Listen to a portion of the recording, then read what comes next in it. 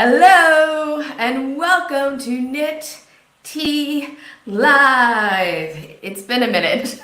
Oh my gosh, it's been a while. I'm going to tell you all about why and everything, but I'm really glad to be back. We'll see how I do today. For reasons I'll get into as well. My energy levels have been very up and down lately, but anyway, I'm really glad to be here. As we get started, as always, if there's any issue with my audio, let me know in the chat because I can't know. I can't hear what you're hearing on your end. Got my coffee. My new coffee cup is covered with stickers because my daughter has decided to decorate my coffee cup. Anyway. So, yes, as we get started, reminder to do all the YouTube things, like if you're not subscribed, subscribe. If you think you're subscribed, check to make sure you're subscribed, because sometimes it doesn't work. Hit the notification bell, do all the YouTube things, and if you're watching on replay, I will have timestamps down in the description box afterwards. It takes me a few minutes after the live stream is over to get the timestamps in the description box, but they will show up and they'll also be in like the pinned comment to the channel as well, because it's something I'm trying to remember to do is to do show notes in comments. But yes, if you are watching on replay, we love you and got you covered on timestamps. So yeah, I'm back. It has been a while. Today I'm going to catch you up on what's been going on with me, why I've been very absent from YouTube lately, pretty absent from the rest of social media as well. I will show you my current progress on one of my WIPs as part of that, because it's all tied together. Then we're going to get into the big topic for today. I'm a little late on it, but I still wanted to discuss it because I think it's an important thing going on in the knitting world, the fiber world, and that is those two guys officially launched knitting.com, or as I'm now just referring to it, that site. They officially launched that site. They launched it right as I was about to go on vacation, so when it did officially launch, I did do a big Twitter thread kind of reacting to it. But I still want to discuss it, and I know a lot of you don't follow me on Twitter or don't do Twitter or whatever. You didn't see it maybe on social media, or maybe you just want to talk about it too. Maybe we just want to chat about it. So we're going to go through it today. And then I have some, well, I'm calling it squishy mail, but it's not that squishy. It's in a box. You'll see why. And it's actually related to not knitting. It's not, I mean, it's fiber related, but it's not knitting related. So I'm going to show you the squishy mail that has arrived for a little bit of a palette cleanser from those two guys. So yeah, let me know where you're coming in from in the chat. Say hi, let me know you're here. And I'd love to hear about what you have been working on lately, what exciting things you have going on in your own making life. Did I cover all? I think I got all of my intro, oh, I did forget something. I forget to mention that super chats are on. And if you have a chance, if you plan to do any little shopping in the next few weeks and you want to help support my channel, you can always check out my affiliate links. If you click on affiliate link, it takes you to a website where you can do some shopping. If you make a purchase, I then earn a small commission, and I actually have 2 new affiliate links. Yes, I have joined the affiliate program for thewoolery.com and for Paradise Fibers. Carrie, you should definitely get that straight if you're going to be an affiliate with them. The reason I joined both these affiliates is because, one, they do have a lot of fiber related products across a wide spectrum of crafting. It's not just knitting and crochet, it's knitting, crochet, weaving, felting, spinning. All of your fiber needs, I think, are pretty well covered by these 2 websites, but the main reason I wanted to join their affiliate programs is I have been looking for a place to recommend to you to buy knitting needles that's not Amazon, because frankly, buying knitting needles from Amazon is always a bit of a crapshoot. You do find counterfeit needles. You hear a lot of this about Chia Goo in particular, just counterfeit brand needles on Amazon, because Amazon, if you're buying something directly from Amazon, you're gonna probably be okay. My laundry thing is saying, yeah, there we go. And there are a lot of third-party sellers that are selling legitimate products, but it's a crapshoot. And so I wanted to be able to give you some sites that I knew that if you were going to go and buy interchangeable knitting needles, you were going to be getting, you know, the real deal, high quality needles that you want and need. And it just so happened in my email this morning, Paradise Fibers is having a 40% off sale that includes some yarns, including a really great sock yarn that I like a lot called Kobasi, which stands for cotton bamboo silk. It's actually a cotton blend, no wool sock yarn, and I've made socks with this yarn, and it is lovely to work with. It would also be lovely if you wanted to do any kind of like cotton silk scarf or shawl or anything like that. It's a really nice yarn, and you can find it on sale right now at Paradise Fibers. Okay, I'm done plugging. I have to. Hello, Jillian. Hi. I'm crocheting while I watch. I can't wait to hear about all the things.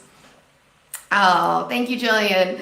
By the way, I just watched, while I was putting my makeup on, I was watching a video from Jillian about her top 5 plus 1 spinning books. So if you're into spinning, check out her video. Hello, Eden. I hope I'm pronouncing that correctly. I know, I should know how to pronounce your name. We're on a Discord thing together, and, you know, I should know, but anyway, hey there, spinning an earth tone colorway. Oh, perfect. We are coming to the end of August. We're heading into September. Fall is coming. Earth tones are the way that earth tones are coming in soon. Am I the only one? I love summer, and I am definitely a warm weather gal. I live in Southern California. To my northeastern family and friends, when the snow hits, I'm like, I still got sunshine. But I gotta say, I'm definitely looking forward to some cooler temperatures. I'm like, I got a closet full of cardigans, sort of, metaphorically speaking, because the home repairs are still happening. But I got a closet full of cardigans that I'm ready to bust out.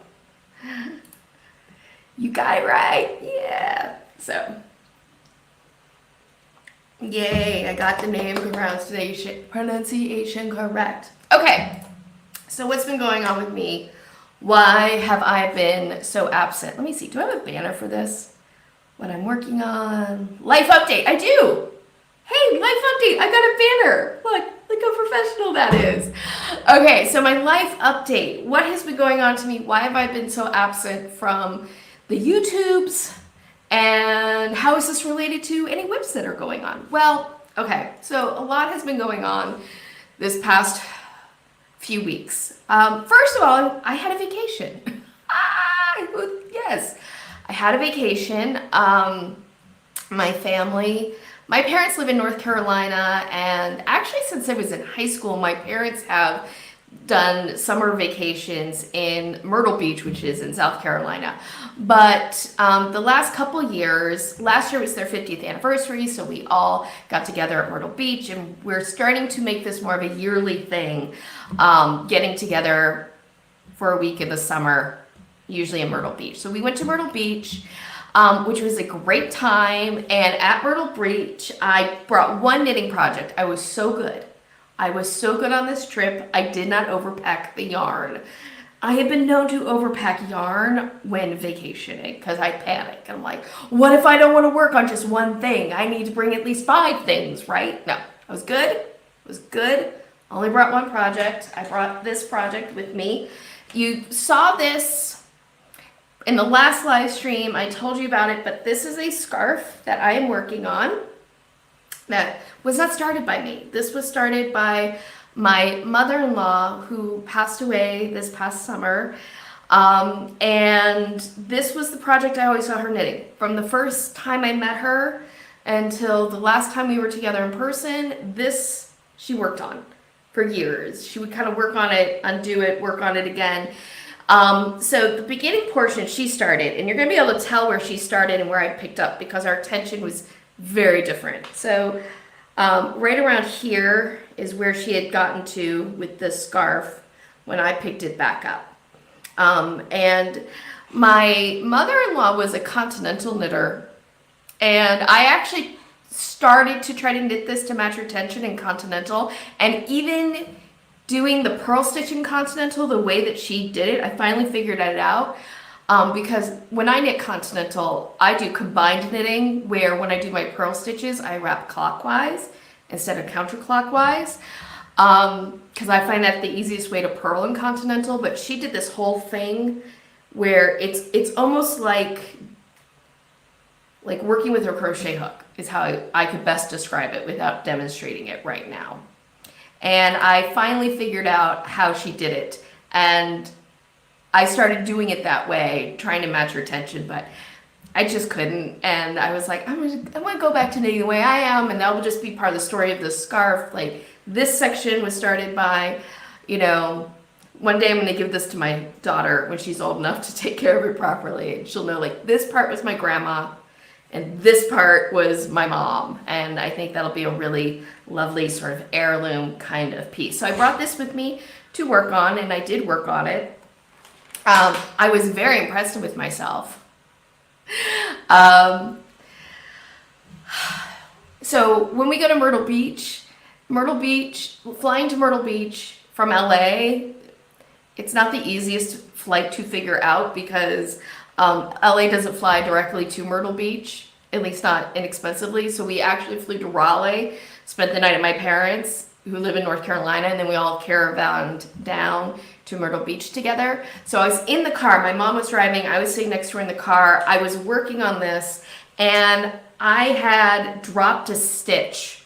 So while I'm in the car driving with a lace project, I actually repaired it without frogging back. I didn't frog back. I actually managed to. The stitch hadn't dropped very far, so I was able to get to the spot and fix it and get it all worked out while in the car. I was very impressed with myself. Very, very impressed with myself. I managed to do that. I think that means I am a next level knitter. Jillian. Oh, same. I pack half my studio. Your scarf is so beautiful and such a touching family connection. Thank you. Yes, Jillian. I know. I want to pack, when I go on vacation, it's like, I want to pack everything. I just want to bring all the things I make with me. And yeah. Speaking of my mother-in-law, after we were in Myrtle Beach for a few days with my family, we then flew down to Miami to spend some time with my husband's family, see my father-in-law. And it was a very good trip. It was also very emotional. It was a very emotional trip because I had, for reasons that have to do with my daughter and health and her getting vaccinated, I wasn't able to go to the funeral. So this was my first time back in Miami since my mother-in-law passed away. So it was really good. It was very important that we spent some time with my father-in-law, and he had a chance to spend some time with, his granddaughter and for all of us to be together. But it was very emotional. I did a lot of grieving that I hadn't done yet. And it was also very emotional because my mother-in-law was a huge crafter, maker, whatever term you want to use, a real artisan. Her main craft was seed bead jewelry, which she introduced me to, and I love doing seed bead jewelry as well. That was something that not just seed bead jewelry, but making things in general was something my mother-in-law and I really bonded over together. And my mother-in-law had a huge, it was like a store worth of materials of all sorts of crafts, not just beads, seed beads and jewelry, but like sewing, quilting, stamping, card making, enamel. She did some enameling, knitting, like so much, and a huge library. And so my sister-in-law has been staying with and brother-in-law have been staying with my father-in-law and helping to, sort through all of my mother-in-law's things. So while I was there, they asked me to help, which of course I wanted to do. And so helping sort through sort of the yarn that she still had and books and, finding some more projects of hers that were in progress, which I think, except for one, I ended up being like, I'll just take all of her in project. I might just take all of her WIPs. I will finish them all, and then, whomever else wants something that she had worked on in the knitting realm can have that. So anyway, all that's being shipped here, but it was just a very emotional time. We weren't there that many days, but it was a lot of traveling. There was 3 airports, and it was kind of going to be a miracle for me to get through all that traveling and for my family to get through all of that traveling and not get COVID. And my husband and my daughter got through. They never got COVID. I got COVID. So I am recovering from COVID. And that was a whole journey. Let me pause for a second. Oh, thank you. Car repairs are goals. Yes, they are. So we got back. We flew back home on a Sunday, and it felt fine. A little tired, a little run down because it'd been a lot of traveling. But we got home. We were fine. I woke up Monday morning, and I go back to work because I'm still working on the paying gig. And I woke up with a huge headache and this massive postnasal drip. I was like, oh crumb. And I, let's see. Rihanna Richards, hope your recovering is going well. It is, thank you for asking. It is going very well. When I first had symptoms, it was kind of like, is this allergies? Is this COVID roulette? I took a rapid test, and it was negative. So I was like, okay, probably maybe just a little bit of a cold from all the traveling, maybe some allergies, probably fine. Next day, I got a ton of sleep that night, woke up on the next day, and I felt better. Not perfect, but I still felt better.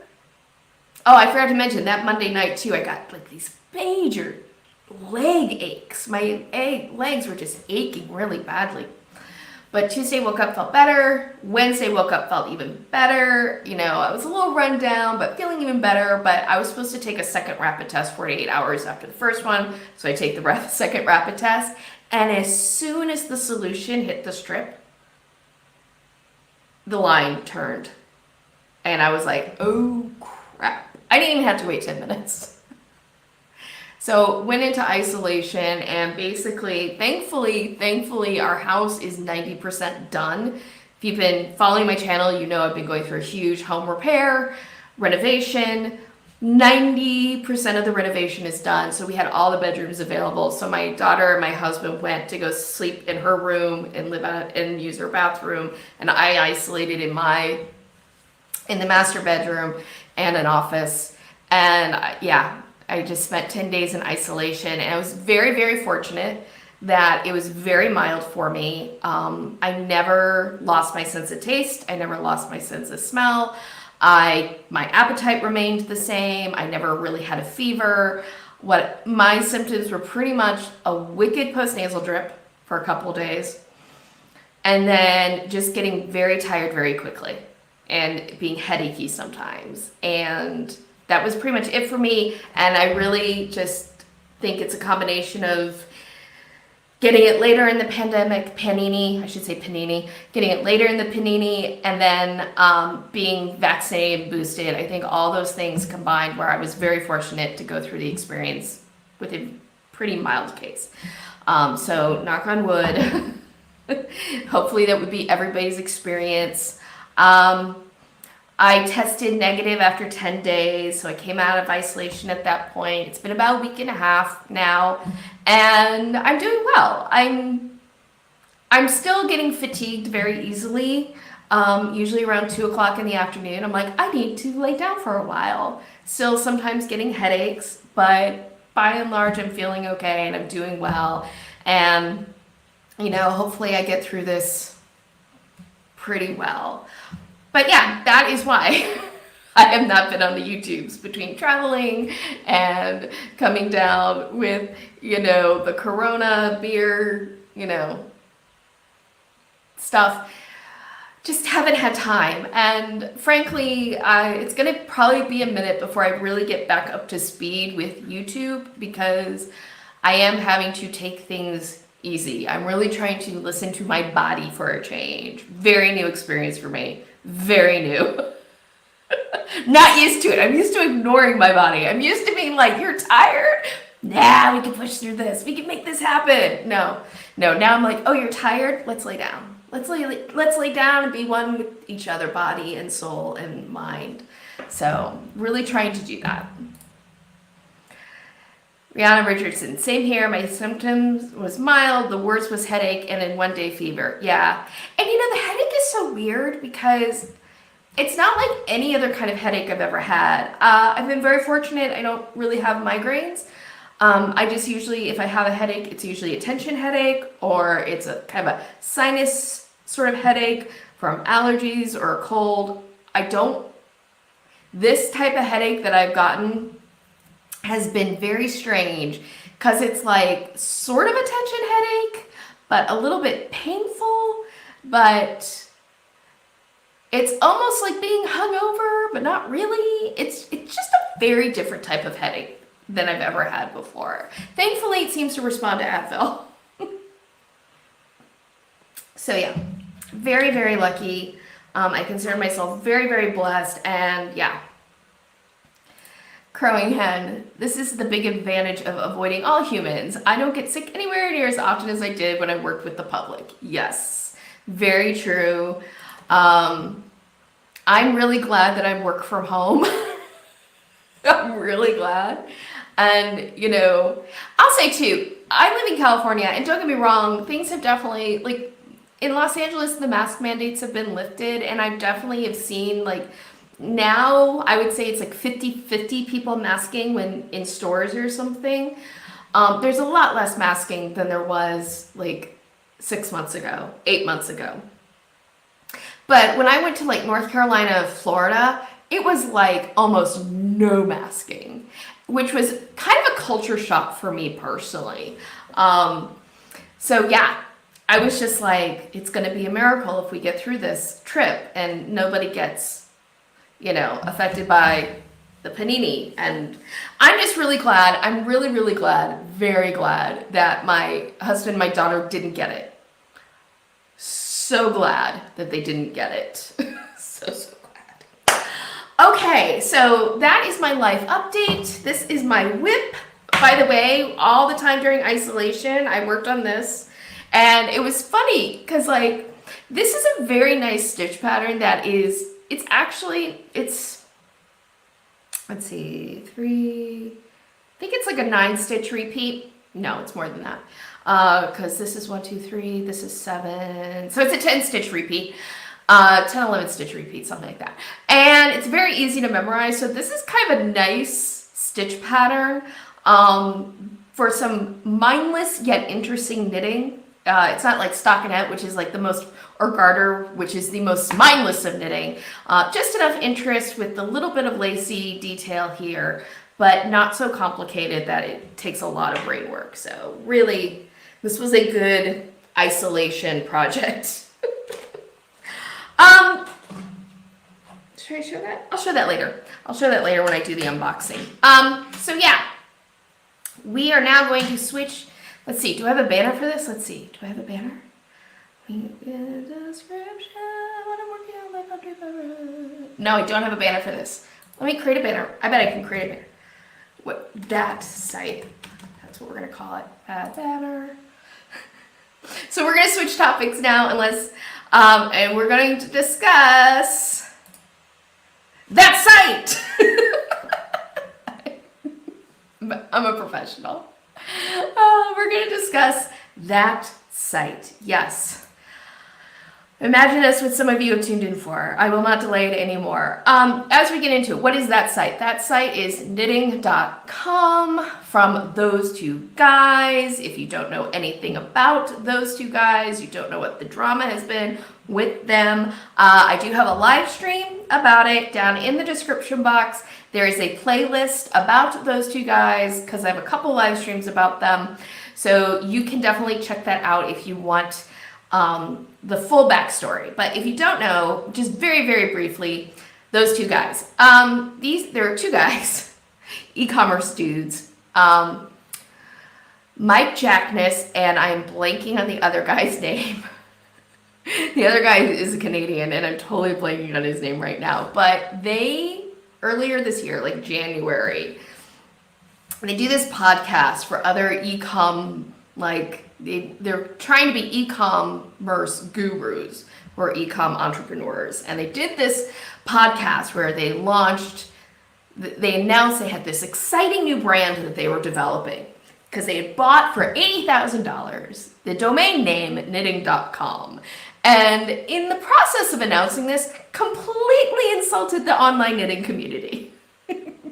Like, completely insulted. They said basically what you found were some really big names online knitting, like in terms of learning how to knit, some really big names, like big companies, and then blogs from grandmas who haven't been updated in 20 years. Like that was it. It was all that existed. Big name corporate and grandmas who are 20 years out of date.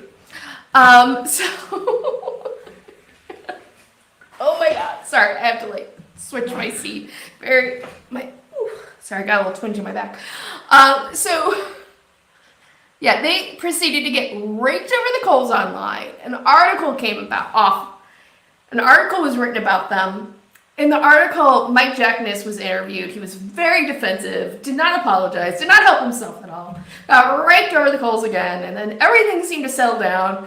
And it's just sort of been waiting for them to actually launch their official site and launch their products. Now, when they first announced this endeavor on their podcast, they said that their plan was to start releasing products first so that they could start getting some revenue stream in, and then launch this website, which would be a content website. And basically their whole business model is to have this content website, knitting.com, to lure in beginning knitters. And the content website being tutorials to learn how to knit. That is kind of it's a marketing plan to then direct those people to their Amazon products or their products being sold on Amazon. That's pretty much their business model. Well, I think they've had some delays in developing their products, and they have moved forward with launching their website first. A few months ago, they actually launched their YouTube channel and put out their first video. I did watch it. We're not going to look at their videos today because frankly, there's not time, and that's a much bigger technical thing to get into. I'll just say that the video itself was up for a slipknot. It was fine. There was some very distracting, Saved by the Bell type graphics popping up throughout the entire video, which was very distracting. That's probably like the biggest critique I have of the videos is like too many graphics popping up. It's too much. But yeah, the video is the video. Last I checked, their YouTube channel has 150 subscribers, and that video has had about 35 views. And I suspect that most of those views are people like me who just want to see the train wreck. I will say the presenter in the video, her name's Hannah Meyer. We'll hear more about her. She seems very pleasant. Like, no knocks against Hannah. But yeah, let's see. I admit I changed my entire schedule today so I could be here for that site discussion. Well, thank you. I hope it lives up. Maureen Helen, hi Carrie, beautiful special family heirloom shawl. Sorry for your loss. Thank you so much, Maureen. That is so much appreciated. So anyway, we're going to look at the website today. We're going to just look at the website, and I'm going to give you my critiques of it. I'm going to try to be fair, but here's the thing. I do not want to give this website any unnecessary clicks. So we're going to look at the website through the Wayback Machine on the Internet Archive. So you can do all the browsing, none of the clicks. That link to the the captures to knitting.com on the Wayback Machine. I have a link to it in the description. So if you want to go look at it yourself, you can. I know when they first launched the site, I kind of went into the Wayback Machine and got a lot of the subpages captured. I don't know if they're all captured now, but I think most of them have at least some version up on the Wayback Machine. So you can view the site without giving them any clicks. Or as I like to say, all the browsing, none of the clicks. But yeah, let's go ahead and start looking at the website. Yes, I did. Chose the right one. So here we go. Now, we are going to be looking at this through the Wayback Machine. So got this. Actually, can I close that? Yes. Okay. So that way we don't have to look at that thing from the Wayback Machine. Things might be a little slow to load just because we're looking at it. And this may not be the most up-to-date version. This capture, I think, was August 8th. So there might be some changes since then, but this will definitely give us a very good idea of what this website is like. So beginner knitters, welcome! Welcome, beginner knitters. We're certainly not going to welcome everybody who we insulted. If you've never touched a pair of knitting needles, you're in the right place. Knitting.com focuses on knitting for beginners because we insulted all the experienced knitters who want nothing to do with us and we're hoping to hide from them. That's my personal editorial interjection. That's just supposition on my part. Where every week we'll bring you new tutorials, patterns, they have no patterns yet, and inspiration to learn how to knit and keep your needles going. All right, this is fine. Fine opening blurb. I'm making fun of them because of the past history, but there's nothing like necessarily wrong here in what they're saying. We have a picture of hands holding needles, obviously continental style. Something that was pointed out to me when I did my Twitter thread, and I think this is important, is actually the fingernail polish. This fingernail polish is really, in some ways, unprofessional for this type of website. There is a reason why on most websites that do kind of photographic pictorials for tutorials, or even like YouTube, that generally you see French manicures, is because you don't want to distract the eyes from the needles and the yarn and what's happening there. And this kind of blue sparkly nail polish is kind of distracting. I think it's also kind of funny because I feel like there's an attempt with this nail polish. I know I'm reading a lot into the nail polish, but I feel like there's an attempt with this nail polish to look and feel maybe younger. There we go. Younger and hipper. And yet I feel like everything about this website screams dated.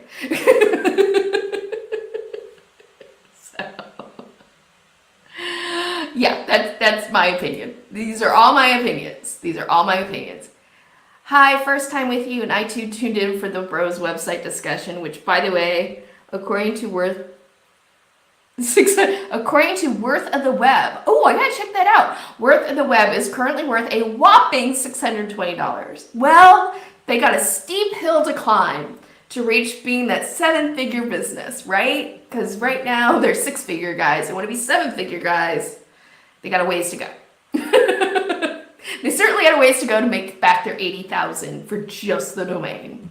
The nail polish is the only thing that contrasts in the picture. I kind of think the yarn would rather be the star, but instead it's yellow and blends in the needle's skin. Yes, great point. Great point, Crowing Hen. That is an excellent critique, that the yarn is like, I can kind of understand why you go with this sort of yellowish color. But yeah, it does sort of blend in with the skin in the background. I know, I can see why, especially if they were keeping with a white background, that they wouldn't want to go with something like white or gray. And look, this is something that's really hard to do. I'm going to be the first one to say, whoops, there we go. I'm going to be the first one to say that this is something I run into all the time with just my video tutorials, which is picking yarn color so that it appears well on camera, contrasts enough with the background, and yet isn't dark, that's light enough so you can really see the stitches, is a tricky thing to do. It is, but I agree, Crowing Hen. I think this color kind of misses that mark. Makes it feel like they are selling nail polish, not knitting. Yeah, exactly. Add in what they wanted to coordinate with the yarn. I mean, they are contrasting colors, blue and yellow. Well, no. Well, it's kind of like orangey yellow, isn't it? It's almost like goldenrod. So, yeah. So right off the bat, we're into something I think all of us can sort of agree is not ideal, but we'll keep scrolling down. Then we have knitting.com, let the post come from you. And this here, ladies and gentlemen, and non-binary people, this here is what this site is really about.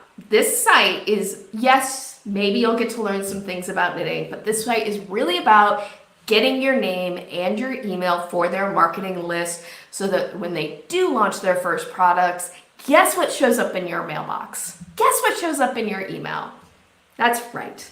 That's right. Going, hey, guess what? We have this amazing product. Because this is what this website is really designed to do. This website is meant to sell their products. It's meant to generate an email list for them.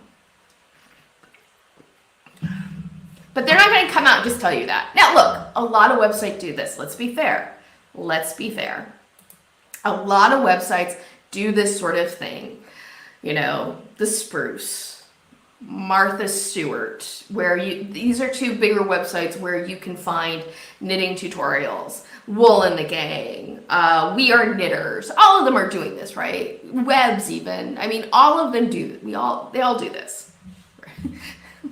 The free tutorials is a marketing tool. There's nothing inherently wrong about that. The difference is, you know that's the point of the website when you go into it. So anyway, learn how to knit with videos. This, by the way, this banner right here is what I'm talking about in terms of Saved by the Bell graphics. These same types of graphics pop up in the corners of their videos and are very distracting. But yeah, it's this kind of graphic right here. And the first time I saw them, I was like, Saved by the Bell. And what that tells me automatically is that they really are marketing towards who they see as people who would be interested in beginning knitting, which would be basically middle-aged women, older millennials, and younger Gen X, right? And yet, if I were somebody who is wanting to try to lure in beginning knitters, I would be marketing much younger than that. Because believe it or not, it's not like you turn 40 and suddenly you were infected with the desire to play with yarn. A lot of people learn much younger than that. But hey, here we go. So we have video. Like I said, we're not going to go through videos. So new to knitting, start here. Check out our first 5 tutorials to get you started knitting. We will be looking at a couple of them, not all of them. We don't have that kind of time. The sentence is so interesting. We know that knitting for beginners can be both fun and frustrating. I appreciate actually that they are acknowledging that learning how to knit can be frustrating, because it's true. When we first learn how to do a new skill, it can be frustrating. We're learning muscle memory.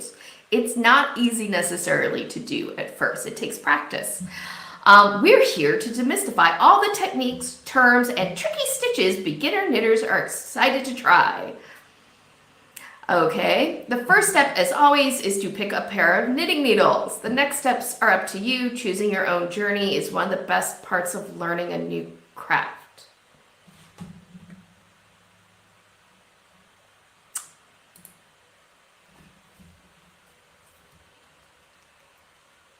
Picking up a pair of knitting needles is not going to get you very far. You need something called yarn. And what's interesting about this website is that they don't actually give you any information on how to find knitting needles to begin with, what is a good yarn for a beginning knitter, there is nothing like that on their website. And I get it, they're wanting to jump into tutorials, but if I were going to launch a website like this, that would actually be part of my beginning pack of articles. Because before you can even start to learn how to knit, you need materials to work with. And it's actually, I do think, a make or break kind of moment for beginning knitters, what those first materials are. And in fact, I have a whole video. About basically building your starter knitting kit, like what type of needles there are and which ones you might want to choose, what to look for in yarn, and all of that. And I think it's a really missed opportunity for them. I don't know. I suspect, this is a suspicion, this is speculation. I speculate that one of their first products is going to be like a beginning knitter kit, where you get like a ball of yarn, some bamboo knitting needles, and maybe a few notions.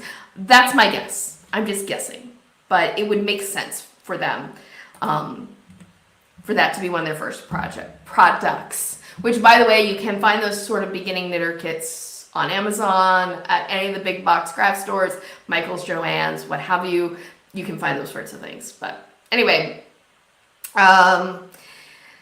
then we get the really 80s or 90s beginner knitting stitches. We have tutorials on how to purl stitch. I have serious questions. So first of all, there's a whole thing with this website about their hierarchy of information. This is a term that I learned recently. Hierarchy of information. There's a real question here, because let's look at this website. What is the first stitch that we learn in knitting? The first stitch that we learn is the knit stitch. It's not the purl stitch, it's the knit stitch. And then after you get comfortable with the knit stitch, you learn to do the purl stitch. And yet, look at their website. First, they show the purl stitch on the left, and then they show the knit stitch on the right. Now, granted,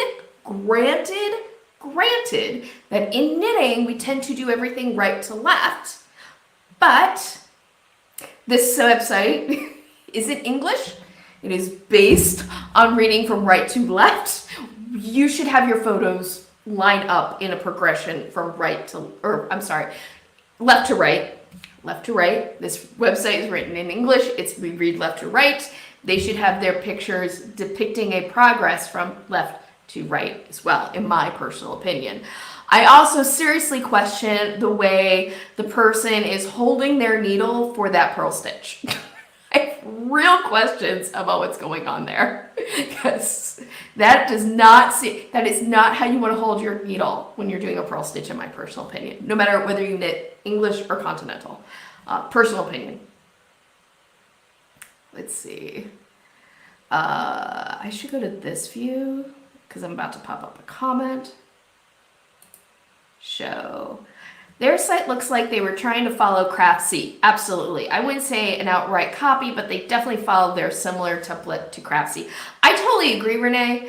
I hope I'm pronouncing your name correctly. I totally agree with you. I feel like actually their website feels like a very generic craft website. CraftGeek was the same way. But you know what? It's like the less attractive sister to the CraftGeek website.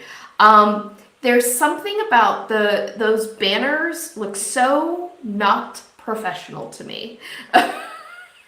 And so there's part of me that feels like, are they trying to feel like not a corporate website, right? Are they trying to feel a little less polished, a little bit more like what they would think of as a grandma blog? But yeah, I missed it. Did we cast on yet? We will. It's in the top 5. When they say they have their first 5 tutorials, they do have their cast on above this. There's a very interesting way in which they sort of divide up their tutorials. I like the nail polish on the purl picture. I agree with you. I think the nail polish on the purl picture is much more appropriate. It's still glittery. It's still that glittery kind of, let's see, zoom in a little bit. It's still glittery, but at least it's a clear nail polish and your eye isn't getting so drawn to the nails that you're missing the picture. And I think the baby blue color is also a better color of yarn than this goldenrod. Now, some of that is my own prejudice against yellows and goldenrod. It's not that I don't like yellow and goldenrod, but it's not like my favorite color. So it's always like leaves me a little like, something that I think is good in a sort of an accent color, not the main color, but that's a personal preference thing. All right, scrolling down, we're knitters too. We're knitters too. We're gonna get to this. We love learning and sharing our crafty knowledge. We love seeing new knitters light up when they cast on their first stitches or figure out a particularly puzzling pattern. Oh, the alliteration. Our goal is to be the first stop for new knitters on their crafty journey. While some of our team members have several decades of knitting experience, others are just getting started. We're excited to bring our combined knowledge and expertise to every part of knitting.com. Meet the team. We will be meeting the team. We will be meeting the team shortly, but we're going to go through the front page. Latest knitting articles. They have an article on weaving in ends. Then they have their article on how to tie a slip knot for knitting.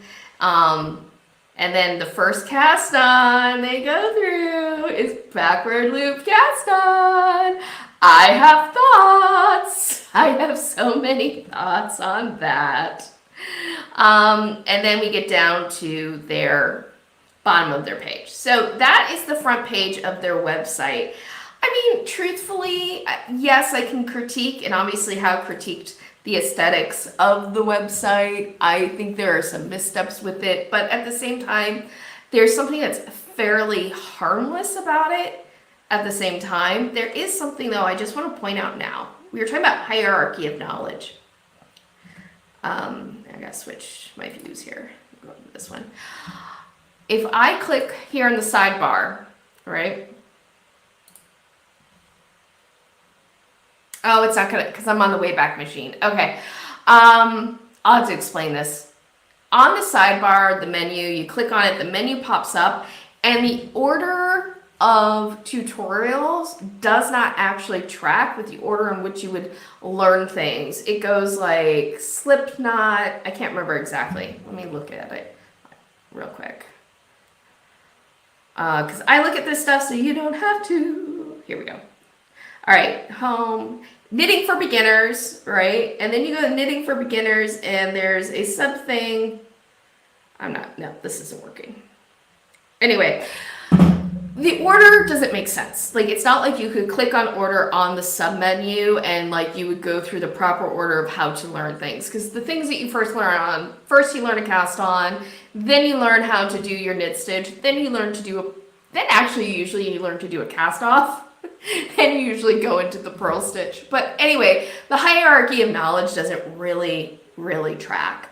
But let's take a moment and let's discuss, just checking comments. Oh, let me take that off. Hide. There we go. So, sorry, I'm now on a choose my own adventure. Do I want to go to the team and discuss that, or do I want to go to the tutorials and rip that apart first? Let's go with the team first.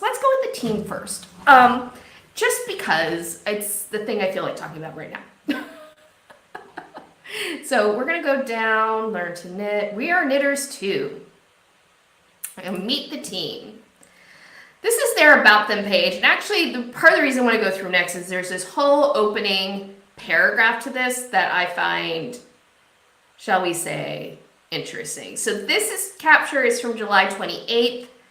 I checked this morning and I don't believe this has been updated since then. I checked the actual website. Sorry, I have to give them a few clicks, but I do it in incognito mode. Welcome, we're so happy you found us. This is just a little intro. I'm gonna skip past that to get to this. This is the thing I find so interesting. What we do better, okay? They're going to boldly go in and tell you why you, as the new knitter, should trust this website, knitting.com, above all others, because there are things that they just do better. There are so many fantastic resources for knitters online. Well, of course they need to say that because they insulted all of them when they first launched. Sidebar. It's never been easier to learn and get inspired. Our goal is to be the best resource for beginner knitters. Do they achieve that goal? That's a question mark. What are all these abbreviations? Why does blocking matter? Can I just skip that step? We are here to answer all these questions. Eventually, someday, not right now, because we're still building all of our content. Sidebar. I'm going to have a little sides. Because let me tell you right now, from what I saw, they weren't explaining a whole lot of abbreviations. There's no glossary here yet. We want to make knitting a joy to learn for everyone. All of our tutorials are available in a range of formats to make learning easier and saving them for later a snap. We've added closed captions to our videos, noted when a pattern or a series of instructions is written with hand dominance in mind, and we'll be rounding out our patterns with a wide range of sizes from the start. Again, they have no patterns yet. Lord only knows when that's going to happen. I think there are some thoughtful things here, like mentioning the hand dominance. I think that's thoughtful. They do, we'll get into this a little deeper, they do give different formats because they have the videos, they also have tutorials with pictures, then underneath that, you'll see this, they then just have written instructions underneath that. So that is a nice feature. I will give them full credits for that. How they do it, I have questions. Whether those tutorials are really well written for beginner knitters, like truly beginner knitters who know nothing, I got criticisms. Have suggestions for us? We'd love to hear it. Well, if you'd like to subscribe to my YouTube channel, you can, and you can hear all of this. Meet the team. Okay, so I want you to notice what everyone notices when they meet the team, because we know that this website is owned by two dudes. Okay, those two guys. Mike Jackness and a Canadian guy whose name I can't remember right now. So we have Hannah Meyer. She is doing their video presentations. Like I said, she seems very pleasant on camera. She's fine. Hannah Meyer, oh, sorry, let me settle. There we go. Hannah Meyer used to work for Knitpicks. If I recall, she worked in product development, but I think she also had some like washcloth pattern designs on it. I'm doing this from memory, so please correct me if you know differently, but Hannah Meyer did used to work for Knitpicks. And she has a little bio here. She's been knitting for 20 years, talks about things that she likes to knit, and a little story on how she learned to knit. And her favorite projects are knit toys. Interesting way to write it because normally you say knitted toys, at least I would, but whatever. And I'm always on the hunt for cute new patterns to make for the littlest kiddos in my family. Find me on Ravelry. Yes, by the way, they have links to Ravelry with no warning about the site potentially causing problems for some people. So next we have Jody Teo. Jody Teo, I'm the resident project manager for knitting.com. Like many others, I picked up my first pair of knitting needles during the pandemic. I may also have picked up a ukulele, but that's a story for another time. Very cute. She seems very likable. On a sunny island like mine, I believe she lives in the Philippines. Something about these two dudes, ecom crew, most of their staff are out of the Philippines. No, I'm not judging. I'm just stating a fact. On a sunny island like mine, knitting isn't actually something that people commonly pick up. So as a beginner in the craft, I've had to rely a lot on video tutorials and online forums. This is why I'm super motivated to build knitting.com together with my team. I love to one day knit a few cute throw blankets and cushions. I think one thing that would have really helped, by the way, if I were designing this website, is that every single person who's photographed is photographed knitting. Now look, I'm sitting here, I have a video channel where I talk about knitting, and I don't always wear my knitted items. I live in Southern California, it gets warm. But yeah, I would say that I would have had them pictures of them knitting. That is a critique I will give. Next, we have Rose Buen Consejo. I hope I pronounced her name correctly. She's wearing a knitted item, or I think it's knitted, could be crochet. I've been crocheting for decades, but I stumbled across knitting during a trip to Singapore 6 years ago. So I feel like we have the advanced knitter in Hannah Meyer. We have the beginner knitter with Jody Teo, and then we have probably the intermediate knitter here with Rose. And she talks about her journey into knitting. Everything about knitting excites me. Well, I'm totally with you there, Rose. Everything about knitting excites me, from the color and texture of yarn or the feel of new knitting needles. I also admit that I've spent many hours poring over patterns. My favorite projects to knit are socks, but I also like taking up bigger, more complex projects like blankets or shawls. I like testing my own limits. My favorite place to be lost in the middle of a knitting challenge. My little solitary paradise. They all seem very lovely. Work with us. There's a little thing about finding people to help work with them. No, I will not be endorsing that activity. Sorry, not sorry. So, here's the thing. We get down to the bottom of the page. You know who's not mentioned at all? Oh, and we get down. Notice on the right-hand side, it says Made with Love in Portland, Oregon. Find us on social. They only have their YouTube. And yeah, but notice who's missing. Who do we not see? Who do we not see on this website? We don't see those two guys. We don't see those two dudes. There's no Mike Jackness. There's no the Canadian guy whose name, is it Brian? I think it's Brian. We're going to say Brian for right now because that's all I can remember. We don't see Brian. We see three women. And look, hey, we should be centering women more often. Knitting is a craft that is dominated by women. And the problem to me with this is that I feel like the reason they're only centering the three women for this knitting.com is that they are trying to pink wash the website from those two dudes, because those two dudes only care about knitting insofar as they can make a buck off of knitters. And we all know that from their podcast. Sidebar, speaking of their podcast, I listened a little bit to a couple of their latest monthly brand report updates, and very interestingly, they do not say knitting.com. They talk about that website, that brand we're launching, but they are not saying knitting.com. I think that they are trying to bifurcate the website from their e-com crew activities, and it's very, very interesting. Let's see, show. Oh, I see. I read it wrong. Knitting, not knitting. There is a knitting.com that I think she was talking about. Knitting.com, by the way, is a fantastic website. When I was first learning how to knit and I started going online to learn, knitting.com was like one of my go-to resources. It's still around. It's all still free. It's amazing. I love knitting.com and I highly recommend.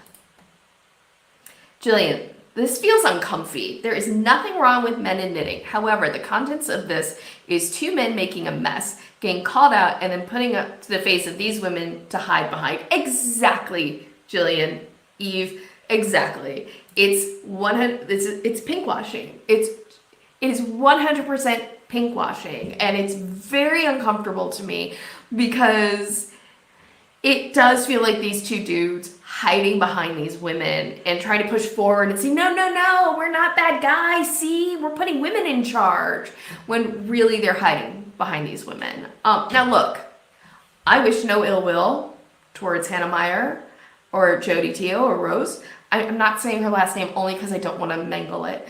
And I wish them only the best.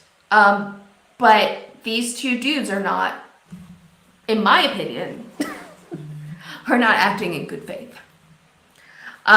So yeah, not a fan of this. And also the whole thing, like, made in Portland with love. By the way, there's something about the Made with Love in Portland that does kind of remind me of Tom Daly and his Made with Love brand, which I skewered that a little bit too. But okay, look, I'm honest. I'm just being honest about things. But there's something that kind of reminds me of that, but I think it's also interesting because that's not just, I think Hannah Meyer, I could be wrong. I think Hannah Meyer lives in Portland or that area. But it's interesting in that I, being the obsessive person that I am, have been trying to track down sort of the LLC or the DBA for knitting.com because we know that it's owned by Taryn, or I'm pretty sure that it's owned by Taryn Marketing, the website. I have to look all that back up. I looked all that up when all of this started. But I have not been able to find any sort of registration in Oregon. So I'm like, is it Made with Love in Oregon? Because somebody working on the website is based in Oregon? Because it seems like most of the staff is in the Philippines. And there's nothing wrong with that. But again, it feels like a little bit of washing, right? It's interesting. It's just interesting. Some of these, I'm trying to find a spot for my coffee cup so it's not obstructive in the frame. There we go. So yeah. That is the bout. So let's look at the tutorials because you know what? At the end of the day, the most important thing, I think, is the quality of the information that they are providing because this is something about knitting. And I'll just talk about quickly right now that I wanted to bring up at some point while going through this.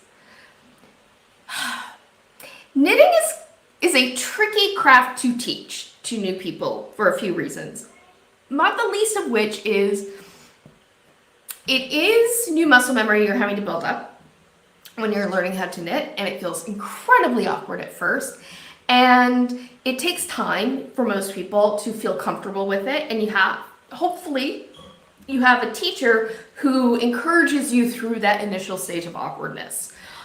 But knitting is also a tricky craft to learn and teach initially, especially if you are not going to somebody in person. You're not learning from a grandparent or a parent or a LYS or, somebody one-on-one with you because there's so many ways to knit.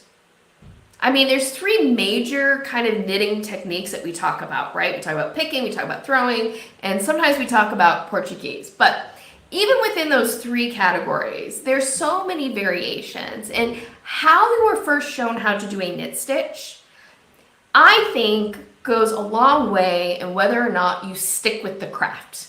And it's not an easy craft necessarily to teach in the format that they're showing. Elizabeth Scott, looking at it now, I'm suspicious that they're following the Marge-Simpson rule of teaching, one step ahead of the student. However, I'm not sure I would have been able to tell that at first. No, I am suspicious that they're following the Marge-Simpson rule of teaching, one step ahead of the student. Yes, I see what you're saying. I see what you're saying about that. It took me a minute to process it. I get what you're saying, which is like they're only just ahead of the people that they're teaching.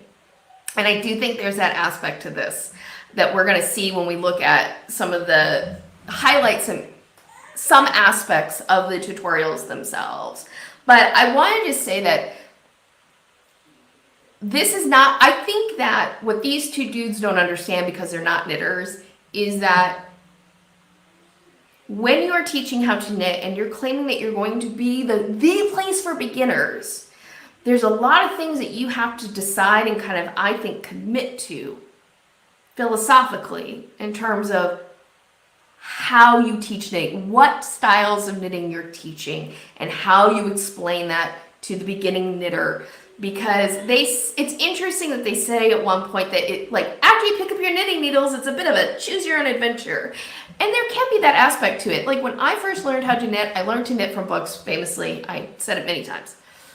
The first book that I had, which I affectionately call the asbestos book, because there's advice in it, because it was written in the late 1800s, and there's advice in it about keeping your needle, a little pouch of asbestos next to you to dip your fingers into to keep them dry while working with needles. True story. Don't do that. Please don't do that. Ever. Don't do that. but it was the 1800s. We know things more now. We know more things now. But in it, it explained both continental and English knitting. So I was able to choose my own venture. And at first I tried to follow the directions for continental and it just didn't work. And so then I tried the English and I learned how to knit English. But I had that choice to make and I made it. But a lot of people, the choice is made for them by the teacher that they have. And I feel like this is going to be very relevant as we go through this a little bit deeper. Good point, Elizabeth. The initial response to the pushback they get from the community involved them talking about the learning purl stitches. What's the first tutorial we see? How to purl. Oh my gosh, you were so right. Evie, I didn't even put that together. You are absolutely correct. That was their first pushback, was that they misspelled purl. And just terrible, terrible. All right, so their first video they put out and their first tutorial is how to make a slip knot, which I think is a very interesting way to begin. Sorry, yeah. And in a way, it makes sense to begin with the slip knot because you need to start with the cast on, and most of the cast ons that you first learn to work, the first cast on that you learn to work, there's debate about what that should be, but whatever, usually does start with the slip knot. So they have a whole tutorial just dedicated to tying a slip knot. Let's look at it. How to tie a slip knot for knitting. Sorry, for the first time that header sunk in for me because like how you tie a slip knot for knitting is not any different than how you tie a slip knot for anything.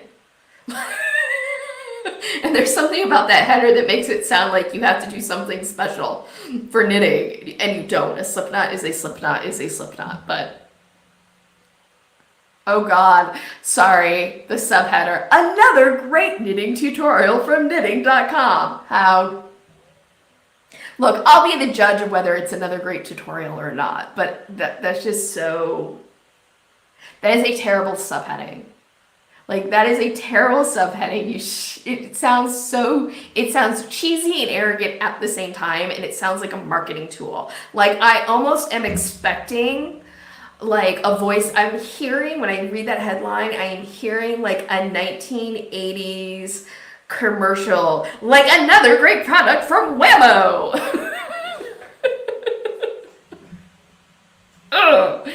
About slip knots. Learning how to tie a slip knot is the very first thing to start with as a beginner knitter. Is it? I don't know. A simple slip knot is used to attach your yarn to your knitting needles before you cast on for your project. Okay, fine. This technique is super easy to learn and memorize. Okay, this is going to be something on their website that is going to crop up again and again, which is they consistently are saying, this is so easy. Not something I love. I mean, a slip knot is a relatively easy thing to do, but if somebody does struggle with using their tutorial to understand how to do a slip knot because they've never done one before, reading something like that can make somebody feel like they're the problem, when maybe the problem is how they're being taught the technique. And it's something actually that was verified when I did my Twitter thread. A couple of people who have experience in adult education did pipe in and say, like, yeah, one of the first things you learn in adult education is to never describe something as being easy to do. Because a lot of times when you're first learning how to do it, it's not necessarily easy. Even though you may look back on it and go, oh yeah, that is easy. It's just something to avoid. And it's something, frankly, I don't always do a great job at avoiding in my own videos, but I'm working on that. But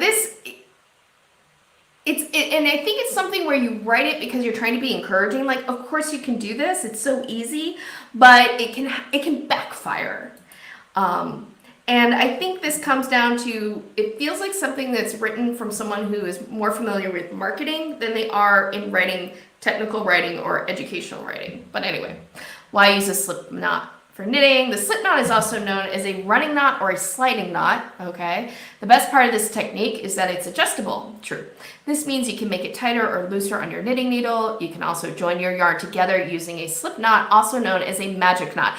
That is 100% false. And this is like one of my major gripes with this tutorial is that sentence right there. They say that you can join yarn using a slip knot utilizing a magic knot technique, and that is 100% impossible. I even tried it because I was like, maybe I'm wrong. If you don't know what a magic knot is, let me just show this comment first before I rant. Yep, I never use the term easy in my classroom. I think that is marketing worse. That is a marketing word, not an educational word. Yep, and they are trying to say that they are an educational content website, but when really they're a marketing website. But here's the thing about the magic knot. A magic knot does not involve a slip knot. First of all, a magic knot is more commonly known as a fisherman's knot or a fisher. That's how I actually first learned to use a magic knot. I first learned it actually in seed bead weaving because in seed bead jewelry, oftentimes we use fishing line as our thread. This is very common, and I was needing to tie two lines together and utilizing a weaver's knot, which is what I would use for nylon thread, wasn't working because fishing line was too slippery, and that's when I learned about doing a fisherman's knot. In the knitting world, the fisherman's knot is called a magic knot, and it involves overhand knots. It's a pretty simple knot to do. It involves overhand knots. It in no way doesn't involve a slip knot. And the funny thing about this, to me, and I don't think I'll be able to link to it, they link to a tutorial on how to do a magic knot, and the tutorial for the magic knot demonstrates an overhand knot. So they are 100% incorrect on that. Now there is a knot that you can do. You don't see it often in knitting, but there is a knot you can do utilizing a slip knot, and that is a weaver's knot. But this pissed me off because it's just 100% factually wrong. Oh, you showed that comment already. And this is supposed to be a website for beginner knitters. And I think if you're going to go down that road, you need to make sure the information that you are imparting is correct. But no, like I said, it is physically impossible. I'm sorry. It is physically impossible to do a magic knot with slip knots because a slip knot, by its very nature, works back over its own tail, essentially. Whereas magic knot takes two ends and kind of ties knots around the other end. I'm not explaining this well. And it creates little knots around each other that you then pull together, and the two knots bang up against each other, and then they don't move. That is not the greatest explanation. I have a video, though, where I do explain how to do a magic knot. It's easier to show than to explain. But anyway, that pissed me off that they got that wrong.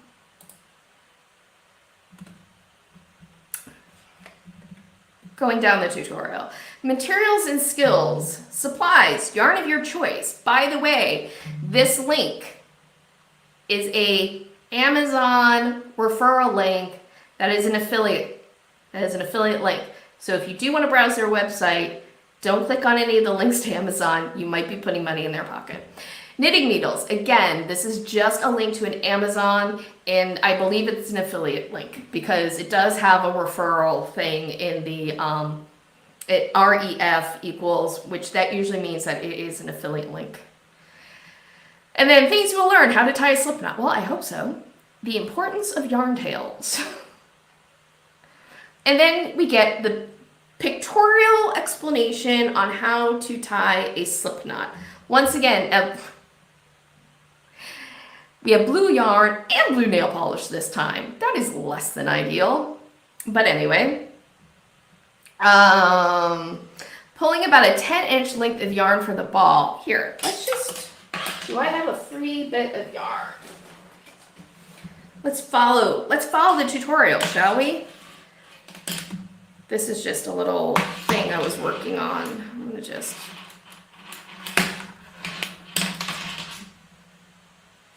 Thank you for your service. Let's follow the tutorial, shall we? Just right now, live. Let's do it. Let's follow the tutorial. I'll make myself bigger so you can see me more easily while I do this. So 10 inches of tail. So that's more than 10 inches. I think 10 inches is a lot. right? I mean, I feel like that's a lot of tail for a slip knot. I would normally be like this for a slip knot if I'm learning this for a cast on, which this is supposed to be for beginning knitters, which you would suspect the tail to be. So yeah. Okay. Sorry, I gotta get to the right. So 10 inches. But it's so interesting. Pull about 10 inches in length from the ball. Measure 8 inches down. Do I have to be that exact?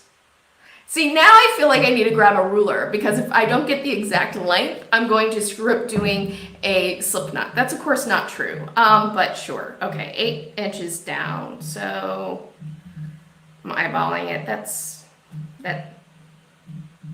close enough. Let's just say close enough. Use your other hand to pinch the yarn as well so that you have a section in the middle that measures 2 inches. Okay, so that's probably about right. I'm guessing. I don't know. I don't want to bring out a ruler for all of this.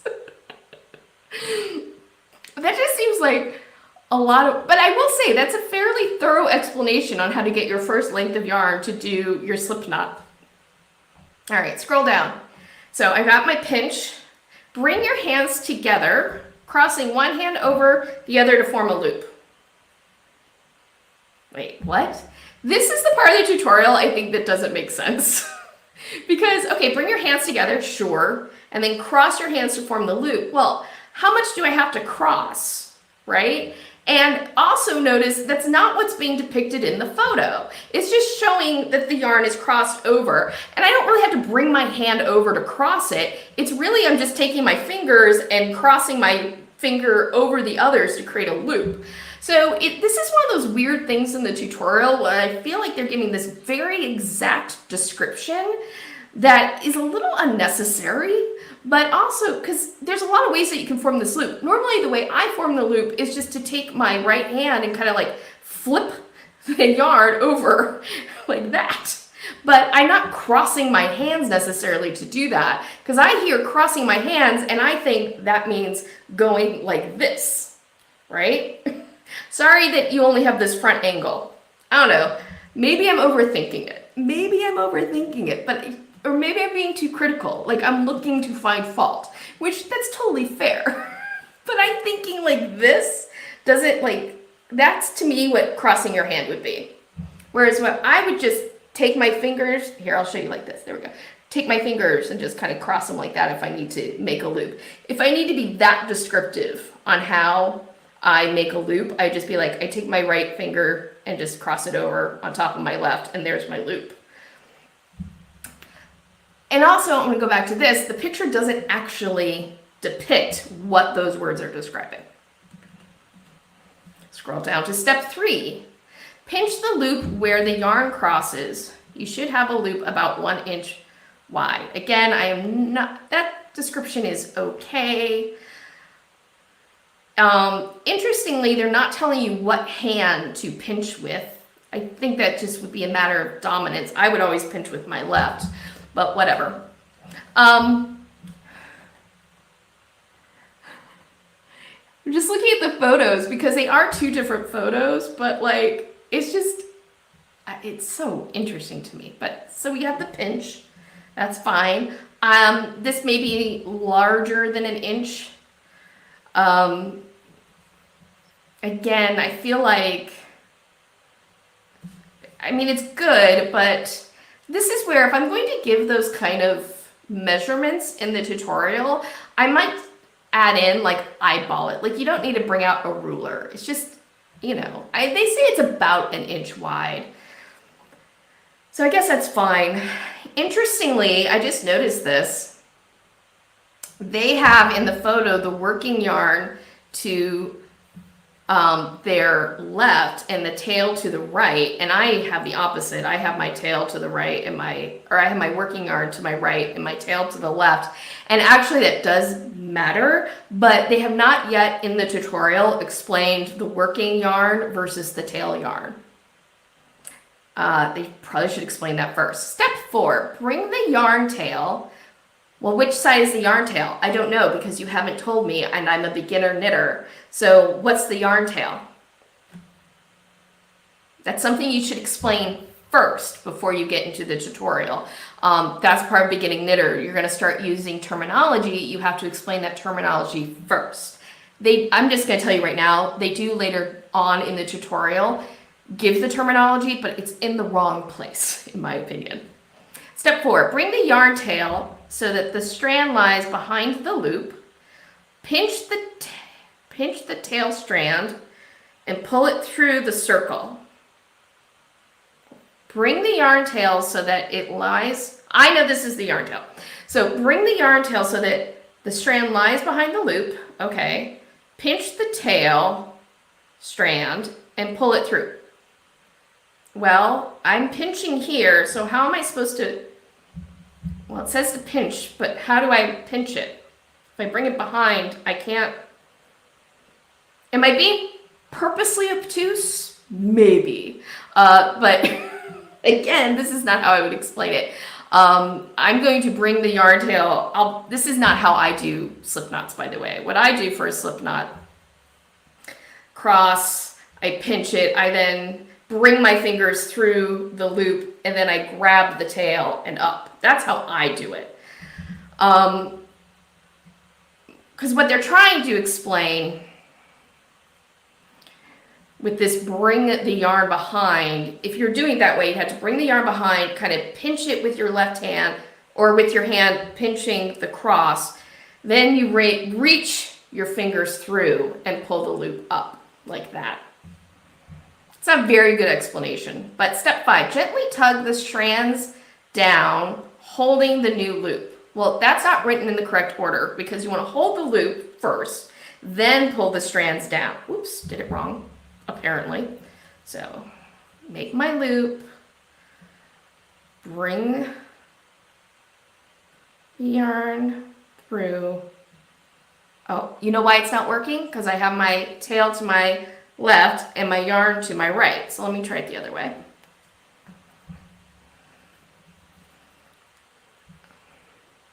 Oh, because I flip over. I know why. Okay.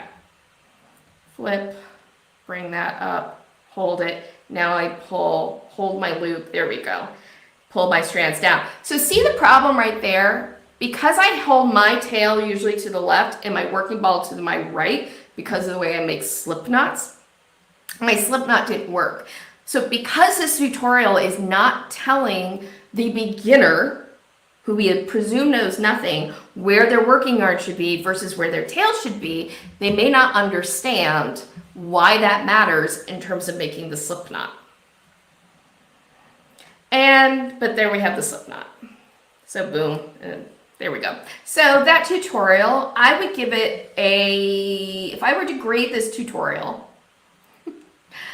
I would grade it at a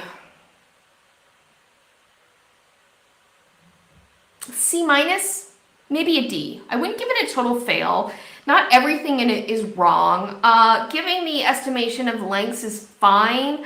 I think that it would do well to make it more clear that you don't have to bring out a ruler, just estimate those things. But I think the fact that there's a lot of points against this tutorial. Namely that they don't explain some basic terminology like working yarn versus the tail, I think is a big drawback. How to tie a slip knot. Then they give all the written directions to the slip knot underneath the picture, the picture. That's fine. Although I think honestly, especially the way that they explain creating the loop of yarn, it would be even worse if I didn't have the photos. About yarn tails. Here they explain yarn tails and what is a yarn tail. So an important part of forming a slip knot is deciding how long to leave your yarn tail. So they get in a little bit about this in terms of how long the yarn tail you're going to make. I think this is one of those things that's too much information at this point. A slip knot is a slip knot. In terms of how much yarn tail to leave, it's very situational. So why not give that information when you are talking about those situations? Like, Obviously, if you're doing a long tail cast on and you're going to start with a slip knot, which is what this is trying to get at, you're going to have a much longer tail than if you're using a slip knot for, like, say, a knitted on cast on, where you just need a long enough tail to weave in your end at the end. But it's just, I think this falls in the category of too much information, but I can be totally guilty of too much information. So what is a yarn tail? Great question, and maybe that's something you should have explained up above. As you're knitting the yarn from the ball of yarn, as you're knitting, the yarn from a ball of yarn turns into strands, turns into two strands, the working yarn and the yarn tail. That's not accurate. The working yarn is the part of the strand that is attached to the ball and is what you use to create new stitches. The yarn tail is the cut end of the yarn not attached to the ball.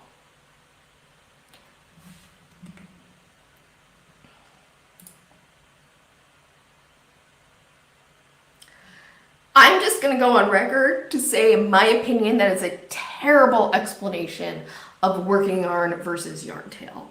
Let me get Evie's comment first. But then they don't start with long tail cast on. I wanted to know your thoughts. I will get there, Evie. I have thoughts. But that is a terrible explanation of work. Look, it's not that you have two strands. It is one strand of yarn. Knitting, by and large, sometimes you do have two strands, but that's next level knowledge that a beginner doesn't have to worry about right now.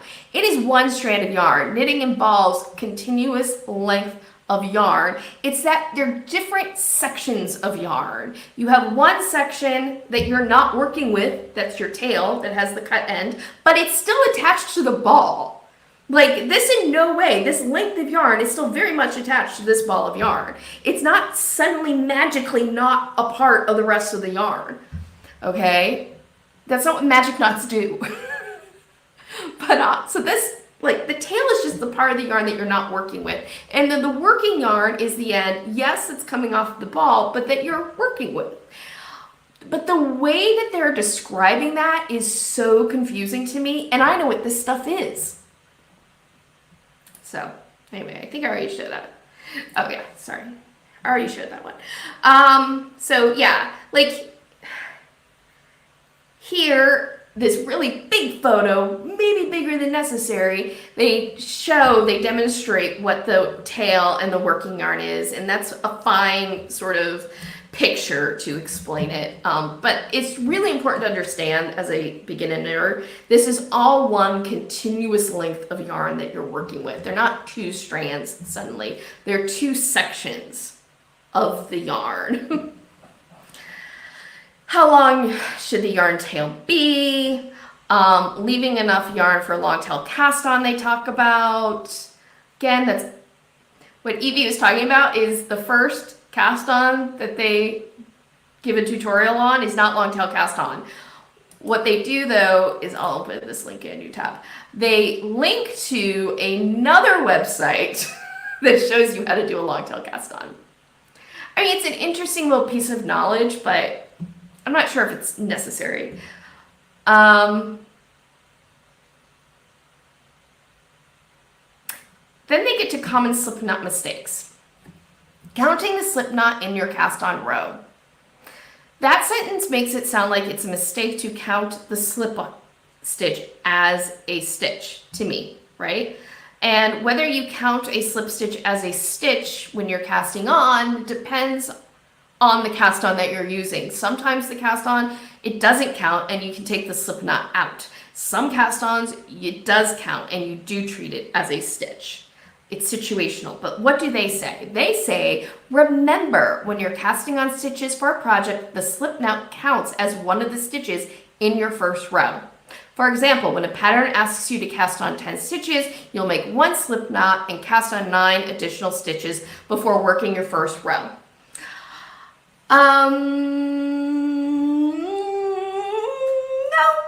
No, as I said, it's situational. It's situational.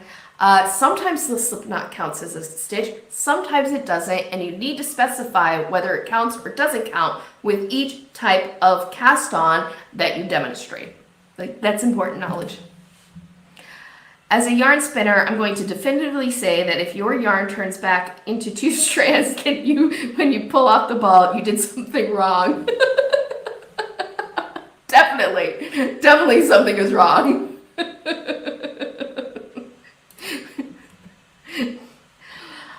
So again, I think that's a bit of misinformation. How to tell if the slip knot is too tight or too loose, which they have here twice. They have a paragraph on how to tell if it's too tight or too loose. Again, I feel like this is actually a little overcomplicating it. The slip knot should be tight enough that it's touching the needle, but not so tight that the fibers look stretched. A slip knot that is too tight on the needle will be hard to work on the next row, and one that is too loose might not look smooth and even on your finished edge. It's worth practicing until it looks just right. I think it's overstating the issue, especially because if your slip knot is a little too tight against the needle, remember, the beauty of a slip knot is you can tighten it and loosen it easily. If it's on your needle, it's a little too tight. You're going to be able to wiggle your needle into it. It's going to stretch and be fine. Anyway, how do I know if my slip knot is tied correctly? Well, first of all, it will hold together. There are a few ways to tell if your slip knot is tied correctly. First, the loop of the slip knot should be lying flat against the standing part of the rope. What rope are we working with? This is knitting. We don't work with rope. Usually. First, the loop of the slip knot should be lying flat against the standing part of the rope. I don't even know what that means. Second, you should be able to pull on the standing part of the rope and loop it. Why are we suddenly talking about rope? This is yarn. Why are we suddenly talking about rope? And what is the standing part? This paragraph feels like it was lifted. This paragraph about first of all, whether you know the slip knot is tied correctly should be information that you give after you've talked about how to make the slip knot. It shouldn't be this far down the page. But that being said, why are we suddenly talking about rope? Why are we suddenly talking about standing part of the rope? This feels like something that was lifted from another website. It feels like they read how to do this on another website, maybe involving rope, and then they started adopting that terminology. So this is a real problem. This is a real problem with this tutorial, that they are not being consistent in their terminology. We should be talking about yarn. We should be talking about the tail. Like, what the F? Rope? Oh, no, dudes. No. And I don't know who's responsible for writing these tutorials, but it just, does not feel like this is being written by a technical writer. And look, writing tutorials is hard. Writing tutorials is not easy. No matter the format, whether it's video, whether it's written, however it is, doing tutorials is not easy. It's not, okay? But writing tutorials is particularly difficult. That's why you have technical writers whose whole job is to write this sort of thing. But I'm actually more pissed off than the first time I went through this website, because there's things that I'm now catching that I didn't catch the first time. Then we have the total misinformation again about joining yarn using a slip knot, also known as the magic knot technique. I'm going to open that in another because I want you guys to see what I'm talking about with magic knot.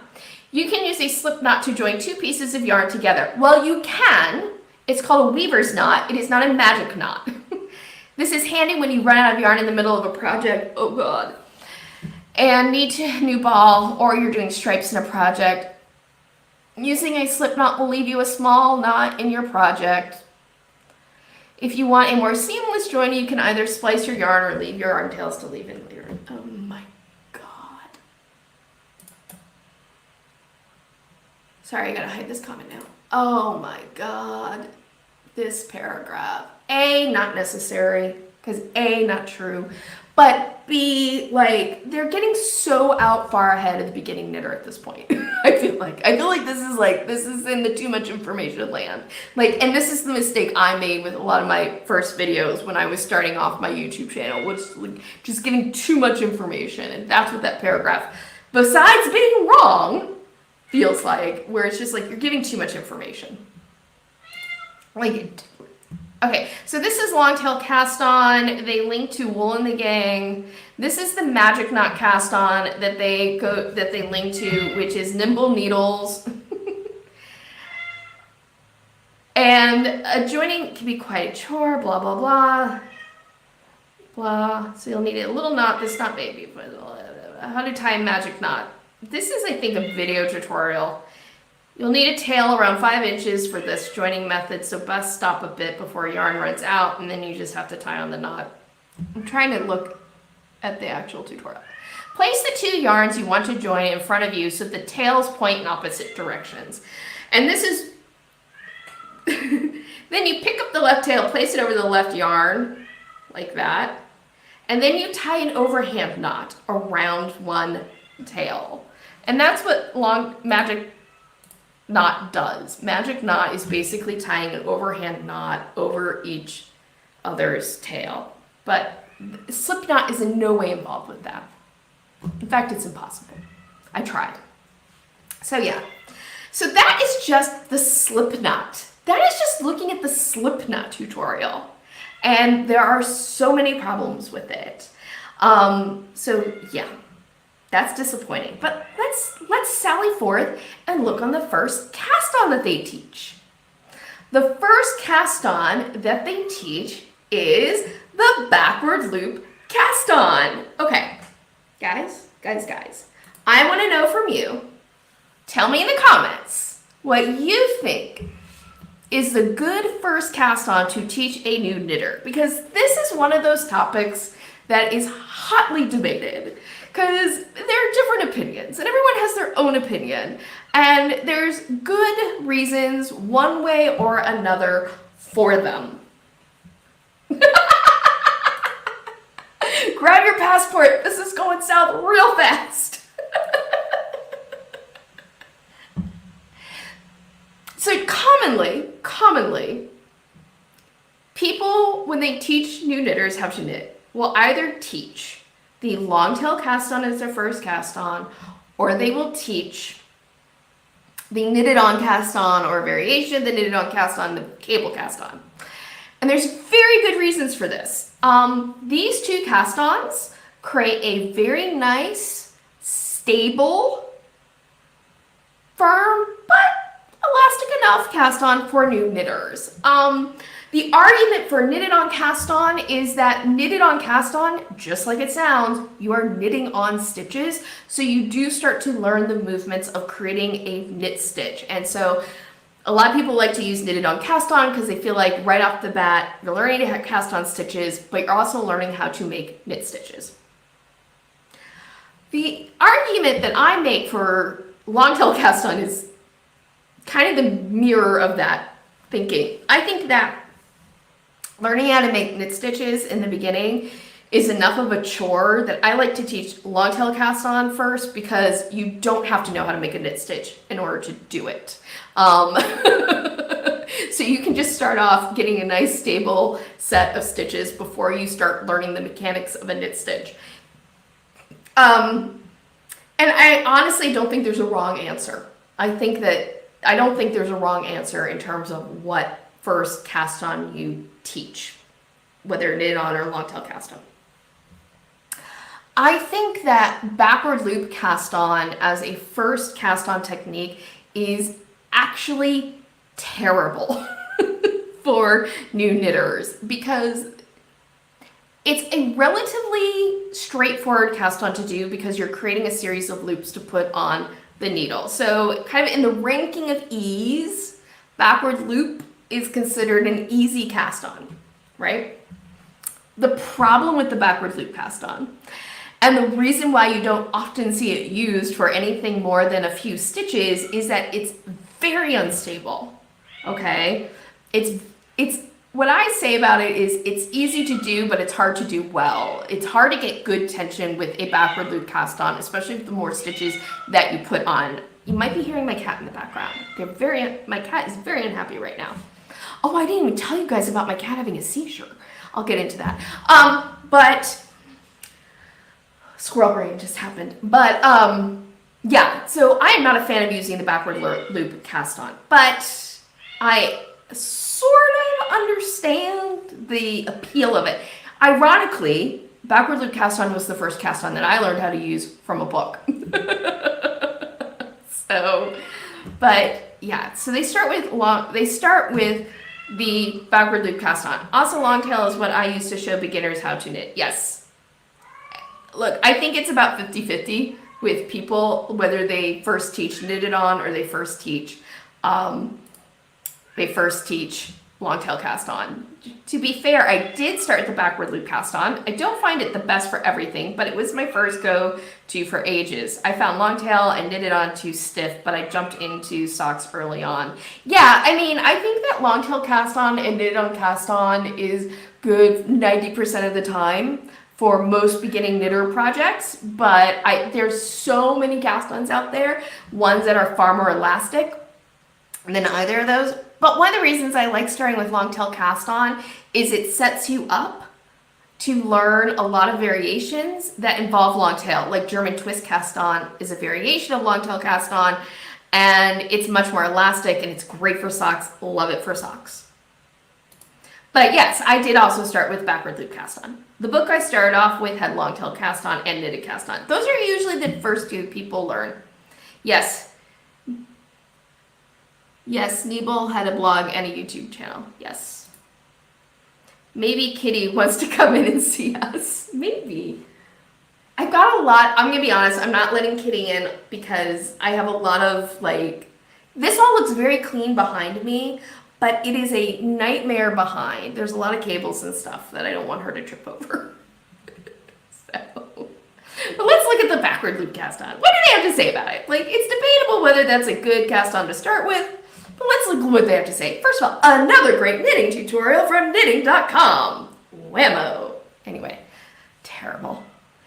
Why use the backward loop cast on? This is going to piss me off. The backward loop cast on uses just one needle for a quick, efficient way to start a knit project. Well, I would start a knitting project, but whatever. Potato, potato. Not inaccurate.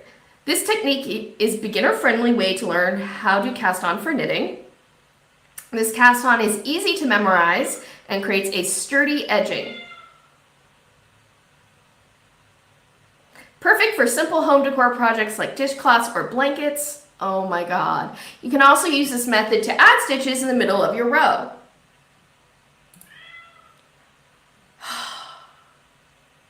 Okay. There's many things you can say about the backward loop cast on. It creating a sturdy edge is not one of them. It doesn't create a sturdy edge. It's actually a fairly weak edge relative to other cast-ons because it's just one little loop of yarn at the bottom. It's not sturdy. It's not actually a cast-on that I would choose for home decor projects. For one thing, it doesn't actually have a matching cast-off. So if you're doing dishcloths, I would actually choose something like knitted on cast on because the basic bind off, standard bind off, chain bind off, that's the standard bind. Anyway, it actually matches a knitted on cast on, which is a nice detail to have for a home decor project like a dishcloth. And oh my God, a blanket with all backward loop cast on sounds like a nightmare to me because the thing with backward loop cast on, I'll show you. Here's my needles. I put them down here. Thing with backward loop cast on is that it tends to, as you work your stitches, to so you make a backward loop. I'll just do a few, okay? It is fast. It is efficient. I'll say that. Especially once you get the hang of it. Obviously, I'm not doing a tutorial right now. I just did a few stitches. But as you cast on, or as you knit with them,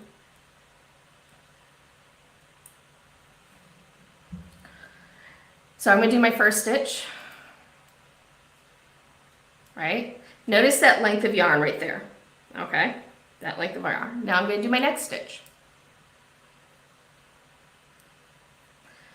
Notice the length of yarn, okay?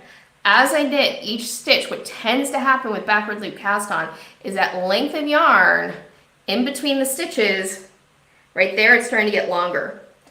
Starts to get longer and longer.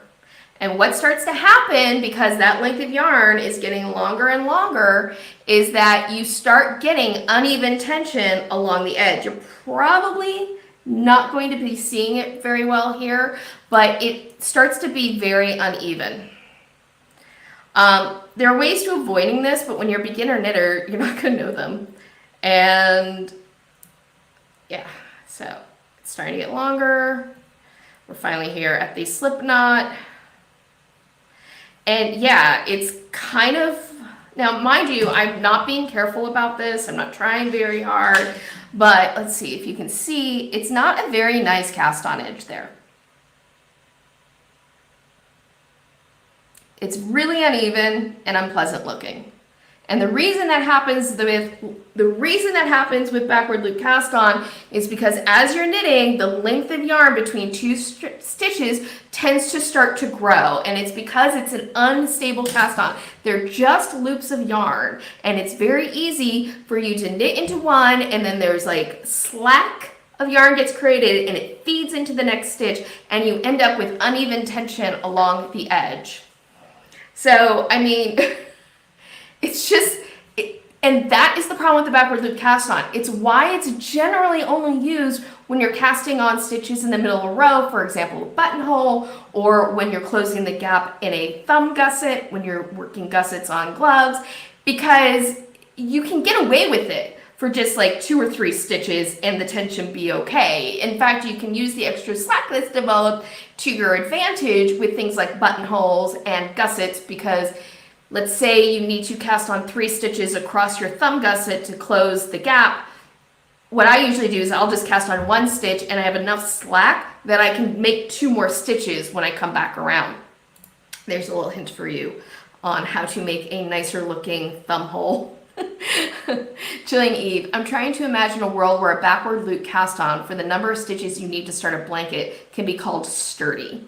That does not exist in our universe. Maybe there's an alternate universe. Maybe Doctor Strange can take us to the universe where that's a reality, but it's definitely not a reality in this timeline. Definitely not a reality in this timeline. And again, because of the pitfalls of the backward loop cast on and how this tutorial is describing it, a new knitter can end up with a funky looking edge and then think, I must be doing something wrong. I must be bad at this. Knitting may not be for me. And this is the thing about this, and this is why this website upsets me so much. And this tutorial, these tutorials, these things that may seem like little nitpicks of the tutorial actually bother me quite a bit, because I feel like they are going after beginner knitters, people who may not know much about knitting, and it's setting them up to think that they can't do this craft. And it's all because this website is not an educational website, it is a marketing tool. This website is being designed to market, and they're not upfront about it, and that's what pisses me off. And I'm in my feels about it, so let's just keep on going. Let's just keep on going. Evie, you are spot on. Thank you. I appreciate that. Difficulty. The backward loop cast on is the quickest, easiest cast on to learn. Is it? I don't know. Quickest, easiest? I think that's a matter of personal opinion. But again, I will say, I personally would say, yeah, if I were to call things easy, the backward loop cast on is easy to do, but it's hard to do well. It's hard to do that cast on and get a nice, even looking edge. A few simple movements with one hand create a tidy row, brand new stitches on your needle. Again, this is marketing. This is not educational, and it's overselling what the backward loop cast on can do. This is a great technique for brand new knitters because as you work a backward loop cast on, you'll become familiar with some of the basic hand motions in knitting and get used to looping yarn onto your needles. No, no, and no. No. Knitted on cast on teaches you basic motions for knitting. You do not, when you knit, wrap your yarn, like when you do a backward loop cast on, you grab your yarn, you take your thumb, you bring it to the left side of the yarn, make a loop on your thumb, and then put that loop on your needle, okay? That's the backward loop cast on. This is not how you wrap yarn when you are knitting. This is not how you do it, okay? As far as I know, maybe there's a way of knitting where you do it that way, but as far as I know, that is not how you throw or wrap your yarn around the needle. So I don't know what that means. About the only thing I can say is maybe, because if you do a backward loop cast on, you can take your needle and bring it through the loop. So maybe entering the loop is learning a motion. But I think I'm being really generous saying that's part of the backward loop cast on. I feel like they lifted this language. When I first read this, this, by the way, is my exact feeling I had the first time I read through this tutorial. I knew this moment was coming, and I'm feeling the exact same way. The first time I read that sentence, I literally thought, wait, are they actually going to teach the knitted on cast on and they just mislabeled it? And the answer is no. This is the backward loop cast on. They're just giving really incorrect information here. And again, it ticks me off because these are beginner knitters who don't know anything yet, is the presumption. When do you use the backward loop cast on? Almost never. That's my answer. Almost never use it. Almost never. A backward loop cast on is often used when you want to add stitches to your knitting in the middle of a row. Yeah, so why are you using it here to teach as your first cast on? It's a quick and easy way to cast on, also creates a nice tight edge. Do I want a nice tight edge? Believe it or not, it's usually not what you're going for when you first start learning how to knit. Normally when you're first learning how to knit, what you want is an elastic cast on and a sturdy cast on, because knitting tends to be, one of the qualities of knitting that makes it so special is that it tends to be elastic, and you need your cast on to move with the fabric. You don't want it to be tight. What the F? What the F? Crowing hen. The target customer is beginner knitters, so it makes sense to keep them at that level for as long as possible so they buy things to fix the problems caused by poor instruction. You know, crowing hen, I really hope that's not the case. I really hope that's not the case. I would like to think that they're at least making a good faith effort to make good tutorials for beginning knitters, because making bad tutorials is a quick way to make a non-knitter.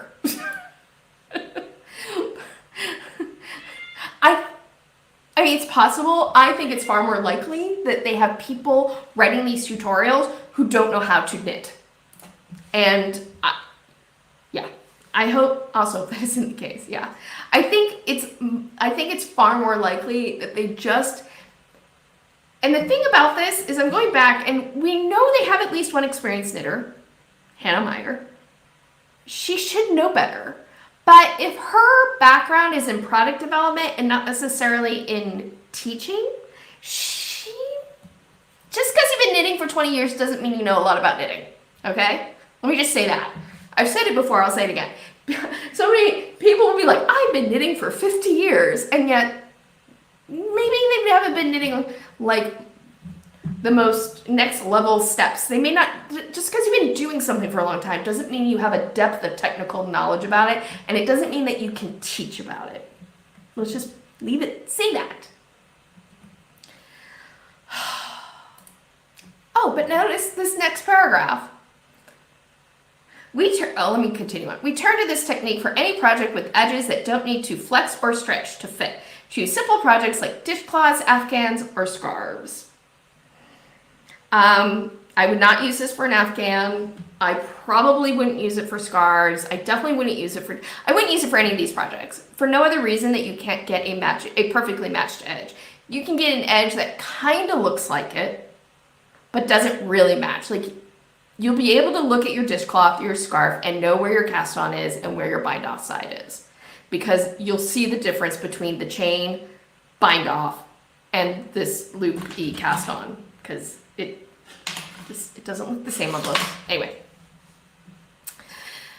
Need something with more stretch, which you do 90% of the time, even with the projects that they explain here.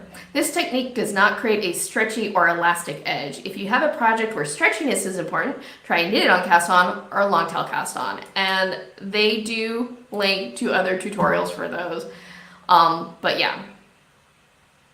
And then they talk about using the backward loop to cast on stitches in mid-row. Again, now we're getting into something that is just too much information for a beginning knitter. We have our referral links, and then we have the actual tutorial. I'm not going to go through and critique the whole tutorial the way that I did with the slip knot. I think the tutorial itself is probably fine. There's just so much misinformation at the top. By the way, one thing I will say though, if you are utilizing a backward loop cast on as your cast on row, the slip knot does not have to count as a stitch. For a backward loop cast on, you can, after you've knitted that first row, take the slip knot out and untie it, and you don't have a knot at the beginning of your project. So, another little piece of misinformation from them. Oh my God. So I'm running out of steam. But just looking at these first about the author, they're saying Hannah Meyer wrote these tutorials. I do want to just point out one thing with the How to Purl tutorial real quick, because it feeds into something I talked about earlier, but I want to hit on again because I think it's like one of the real things I hate about this website. Difficulty. Since purling is a foundational technique, it doesn't get much easier. The first step is getting the hang of wrapping the yarn around your needle. Oh, there's two things I want to point out at this point, and I'm not going to go into deep depth reading the whole tutorial, but there's two things I want to point out about this, having read about this before. One, they say that purling, it can't get much easier than this. It's a foundational technique. There are so many people out there, my mom was one of them, who could never figure out purling and they gave up on the craft. There's a lot of people who struggle with purling and only do projects that are based in garter or knit in the round stockinette because they find purling difficult to do. There's a lot of reasons why people can struggle with the purl stitch. And again, this is setting up new knitters to feel like they can't do the craft when they say, it doesn't get much easier than this. That's marketing language. That's not educational language. And it's a real problem, I think, on this website that so often they're trying to sell this as, oh, this is all so easy to do. And it's not that knitting is hard, but it is a craft that takes some technical skill and time to develop. And I don't want to make this all seem like it's insurmountable. It's not. This is not insurmountable craft to learn by any stretch of the imagination. But you should get a realistic, I think a good website that's really about teaching people how to do a craft gives a realistic view to the student that you can learn this, you can do this, but if it feels weird and awkward at first, that's okay. We can move past that. We'll learn together to get through that process. So, my crowing hen, thank you for joining me. This has gone on way longer than I expected. So yeah, this is a real problem with me for this website, is this sort of marketing language that they're using. The other thing though about learning how to do their knit stitches and their purl stitches, something that's very interesting about this website is all of their pictures. I'm gonna just scroll down here. Hopefully a picture comes up. It's not coming up. Come on. Here we go. Okay. One of the things that's really interesting, I'm going to go to picture number 2, is they are clearly depicting in their photos continental knitting, picking. You can see that here. I think they're showing how to do a purl stitch in continental that looks particularly awkward to me, but there it is. And yet on the website, they don't explain about how to hold the yarn. When I read through the tutorial, maybe I missed it, but when I read through the knit tutorial and the purl tutorial, I did not see where it said hold the yarn in your left hand or hold the yarn in your right hand. It talked a little bit about tension the yarn. It linked to another website that actually explains different ways to hold the yarn and did explain English and continental. But this website is not telling new knitters that there's different ways to knit, and we're going to show you this way to knit, namely continental. And I think that's a problem. And I think, again, I said this earlier, knitting is a tricky craft to teach, I think, because in a way you've got to pick a lane. If you're the teacher, you've got to pick a lane in how you're going to teach knitting. But in picking that lane, I think you do a disservice to knitters if you don't upfront tell them, look, there's different ways to knit. These are the different ways that you can knit. This is how I'm going to teach you how to knit. Okay? Because how you teach someone to knit may or may not work for them. And if it doesn't work for them, they should know that there's other methods available that they can try. And this website is actually leaving a lot for a new knitter to intuit. Just how do you hold your yarn? Because step one, like casting on, getting started, purl, stitch, photo tutorial. This tutorial was written for right-handed knitters, okay? Step one, notice they're not even tensioning the yarn at all in either hand in this photo. Insert the right needle through the first stitch from right to left, through the front loop, going in from the top of the stitch. I'm not even going to get into breaking that down. But my thing is, like, actually step one is how to tension your yarn. How are you going to hold the yarn to do this purl stitch? Are you going to hold it in your left hand? You're going to hold it in your right hand. You do need to tell the student that. Step two, wrap the working yarn up and over your working needle from front to back, counterclockwise, and down between the two needles. Okay, what hand is doing that? Because believe it or not, what this is kind of depicting is a left hand kind of doing a throw, but in many ways, that description would be more appropriate to knitting English style. Step three, pull the loop through the stitch by pivoting your right hand tip toward the left needle. You can use your fingertips to pin the yarn between the two needles as you use the point of your right needle to pull the new loop through the stitch. That just seems overly complicated. Oh, we're seeing step four. We're seeing the tip using your right finger to push the needle through. I hate when I see this, honestly. And if you're someone who does this, I'm not judging you. I just personally don't think this is a great way to knit. That's my personal opinion. I feel like there are better, more efficient ways of knitting that don't involve using your right fingertip to push the left needle like this.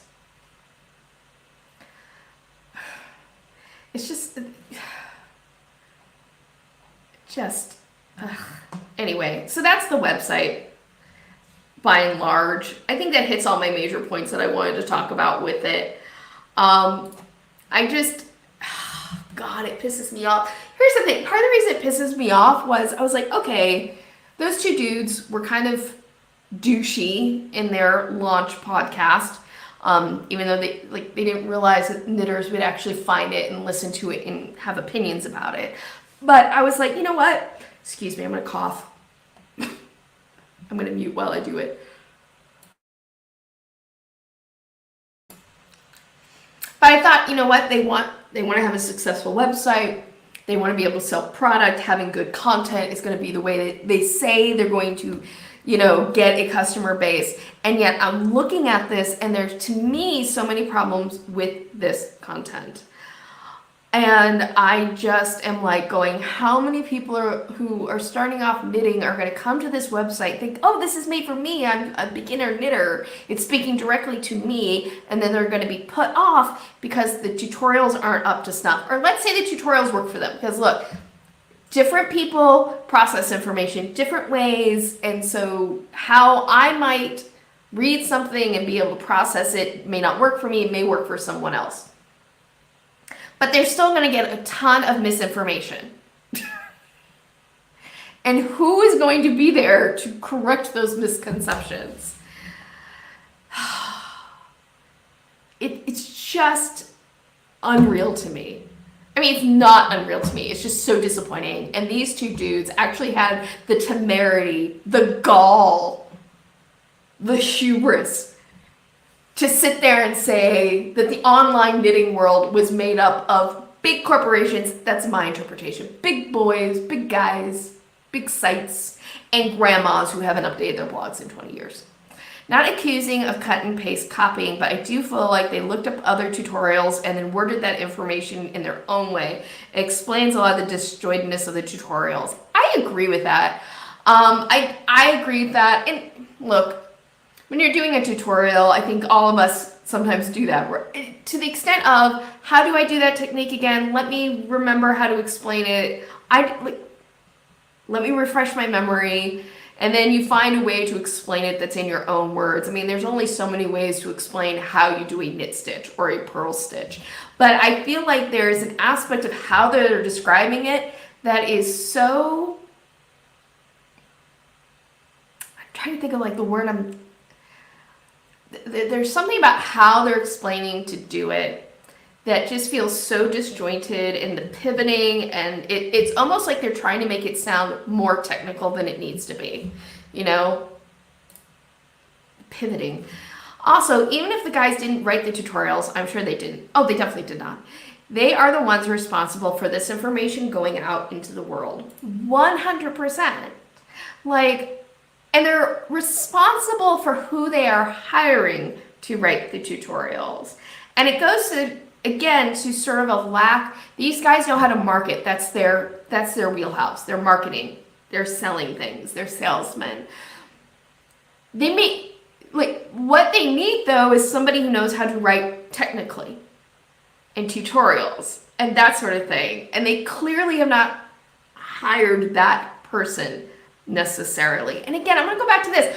Writing tutorials, doing tutorials, whether it's on video, whether it's writing them out, is not easy. This is not an easy thing to do. It is particularly difficult, I think, to write a tutorial. You know, there's like the classic classroom exercise of having students write out how to make a peanut butter jelly sandwich, and then you follow the directions given exactly, and you discover all the missing steps, like, oh, nobody wrote down, open the jar of peanut butter. Like, there's a lot of things you can easily skip over because you think, oh, that's just common sense to do that thing, right? But I think it's actually a real problem that they're not explaining how to hold the yarn. Trying not to swear. And, you know, I wouldn't even care, except, again, I don't want to put potential new knitters off the craft because they get bad information from the beginning. And it also, yes, it does bother me that they're not being upfront that the whole purpose of this website is marketing. The whole purpose of the website is to sell products, which they have not launched yet. And I'm looking, but yeah. So anyway, that's the review. That's the review. I don't know about all of you, but I need a palette cleanser. I need something pretty to look at before we end today's live stream and I collapse. So let me get not quite squishy mail. This is the not quite squishy mail. It's in a box. I think I blanked out all of the. Right, so scissors to very carefully open this because there is yarn inside. Okay, oh, got it open. I once on a Facebook group, somebody talked about how they got squishy mail in. It was a soft pack, and the husband, not knowing what was inside, just took a pair of scissors and cut through the middle of it, and they cut through the middle of all of their yarn. And it was like, oh my God. Just not enough magic knots in the world to fix that situation.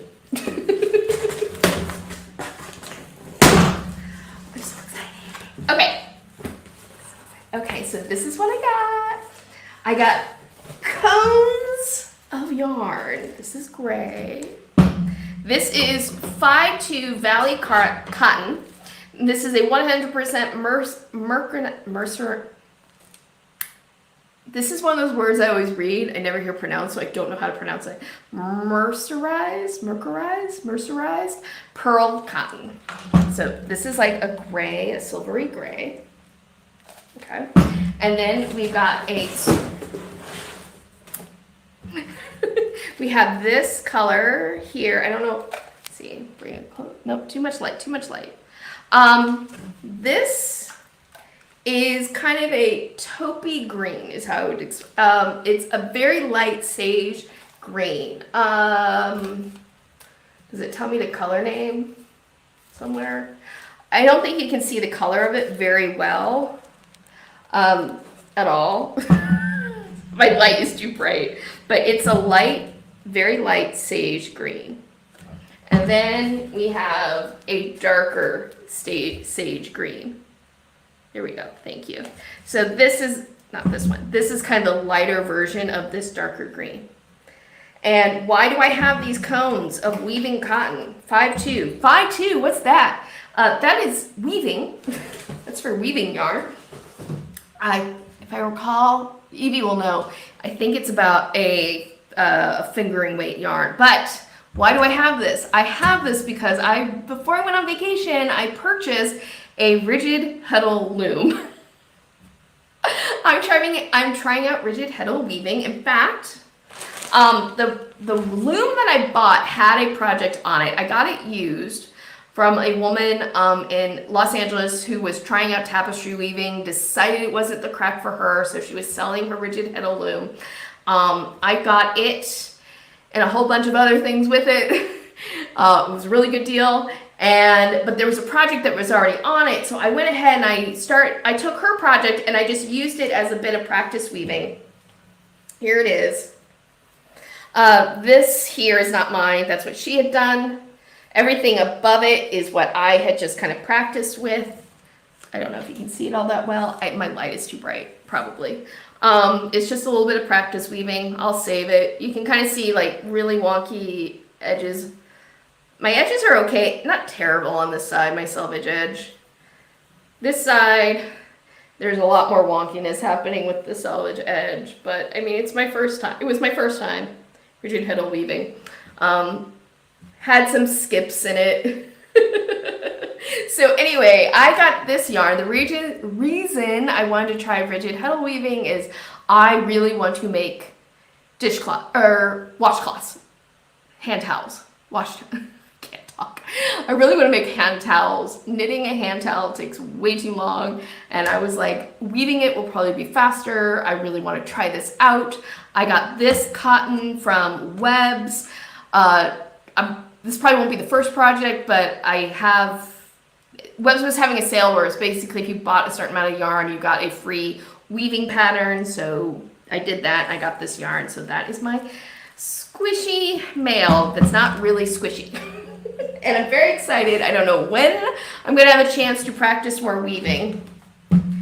I am short on time at the moment because I'm working on that show, but I am excited for my new craft. I will say I have a video on it. I have done a little bit of tablet weaving, and I really enjoyed that. I found the weaving it's very soothing. It's just very, very soothing. And I found the same thing when I was working on my practice piece with the rigid heddle loom, where it was like, once you get kind of in this rhythm of it, it's just very calming, very soothing. And I'm really looking forward to learning more about this craft. And I will probably be putting up some more vlog style videos as I kind of go through my, sorry, I heard the other day somebody on the webs complaining about us crafters calling it a journey, but F it, I'm gonna call it a journey. As I go through my weaving journey, I might have some vlogs about it, we'll see. If you're interested in that, I hope you are, because it still involves yarn. So yeah. Evie has the information. First number equals gauge, second number equals plies. The gauge number is based on the yards per pound. So 5-2, so I guess it's a 5 gauge, and then there's 2 plies. So yeah, 5-2 yarn. At one point I checked out from the library, I think it's called The Art of Tapestry Weaving, and it explained like what the numbers meant, but it never really sank in for me. Jillian Eve, it looks so pretty. Can't wait to see what you weave. I can't wait either. I'm probably going to start not with these hand towels, this yarn for these hand towels. I'm probably going to start by just getting some worsted weight. Well, I have a lot of your worsted weight dishcloth cotton, and might just start with dishcloths. Now the loom that I got is like 32 inches wide. That's probably like overkill for dishcloths, but hey, you gotta start somewhere. Gotta start with something. So I'll probably start with that and kind of get my weaving legs under me, so to speak, and kind of go through that process, and then I'll probably work with this yarn. But I'm very excited. I'm very, very excited to be trying this out. I've been watching a lot of weaving videos. Lots of weaving videos. Okay, so I'm gonna start wrapping things up because I've been at this for almost 2 hours and 15 minutes. I have a clock right there that tells me. Thank you so much for joining me on this longer live stream. I've really enjoyed it. Coming up on my channel. So here's the deal, the real deal. I'm still recovering from COVID, so I am trying to listen to my body. So next up, I had a vlog that I've been working on with getting my loom. I'm not loving it, truthfully. But some of that, I'm always like that with my vlogs, so where I always start going, I don't know if I like this. And then I start adding in music and having more fun with it, and then it all works out. But I might put a pause on that vlog and combine it when I do an actual real first project. And I think my next video is going to be more of a tutorial about various ways that you can do a make one. I'm very excited about it, but I don't know when I'm going to get that upload done because I am still working at the paying gig. If you don't know, I work in reality television, I work in post, I'm working on a show right now, the second season of You, Me, and My Ex. It's going great, but it's like we are in a part of the season where we are starting to give the network a look at our shows and the network giving us notes back. It's just a very busy time. And so I have to just pace myself. So bear with me during this period of time where I may not be as consistent about getting videos up as I have been in the past. I'm trying, but I gotta listen to my body, and if my body's like, Carrie, you can't shoot, you gotta get some rest, then I gotta choose rest, because in the long run of both the health of me and my channel, that will be better serving us all, I think. So anyway, hopefully next Friday I'll have a new upload up, but if I don't, then probably the Friday after I definitely will. I might start doing a bit more live streaming just because I enjoy live streaming, but live streaming is also something I don't have to go back and edit. There's a big advantage to live streaming, but we'll see. Bear with me. But in the meantime, if there's anything that you'd like to talk about, any videos you'd like to see from me, anything at all, like a topic you'd like me to cover, a technique you'd like me to do a video on, please let me know. Please let me know. I'm always looking for what it is that you would like to see from me, what kind of videos you'd like if there's a new product that you've heard about that you want me to do a review on, please let me know. I'd love to hear about it. And I want it because I want to make content that you want to watch. Because I want to make content that I enjoy making, but I also want you to be able to watch it. I want it to be a nice synergy between all of us. So anyway, please let me know. And yeah.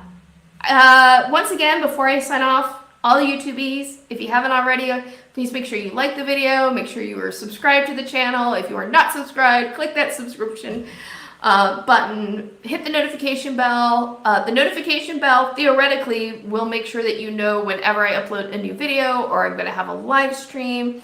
I usually schedule them like 24 or 48 hours in advance when I'm going to do them.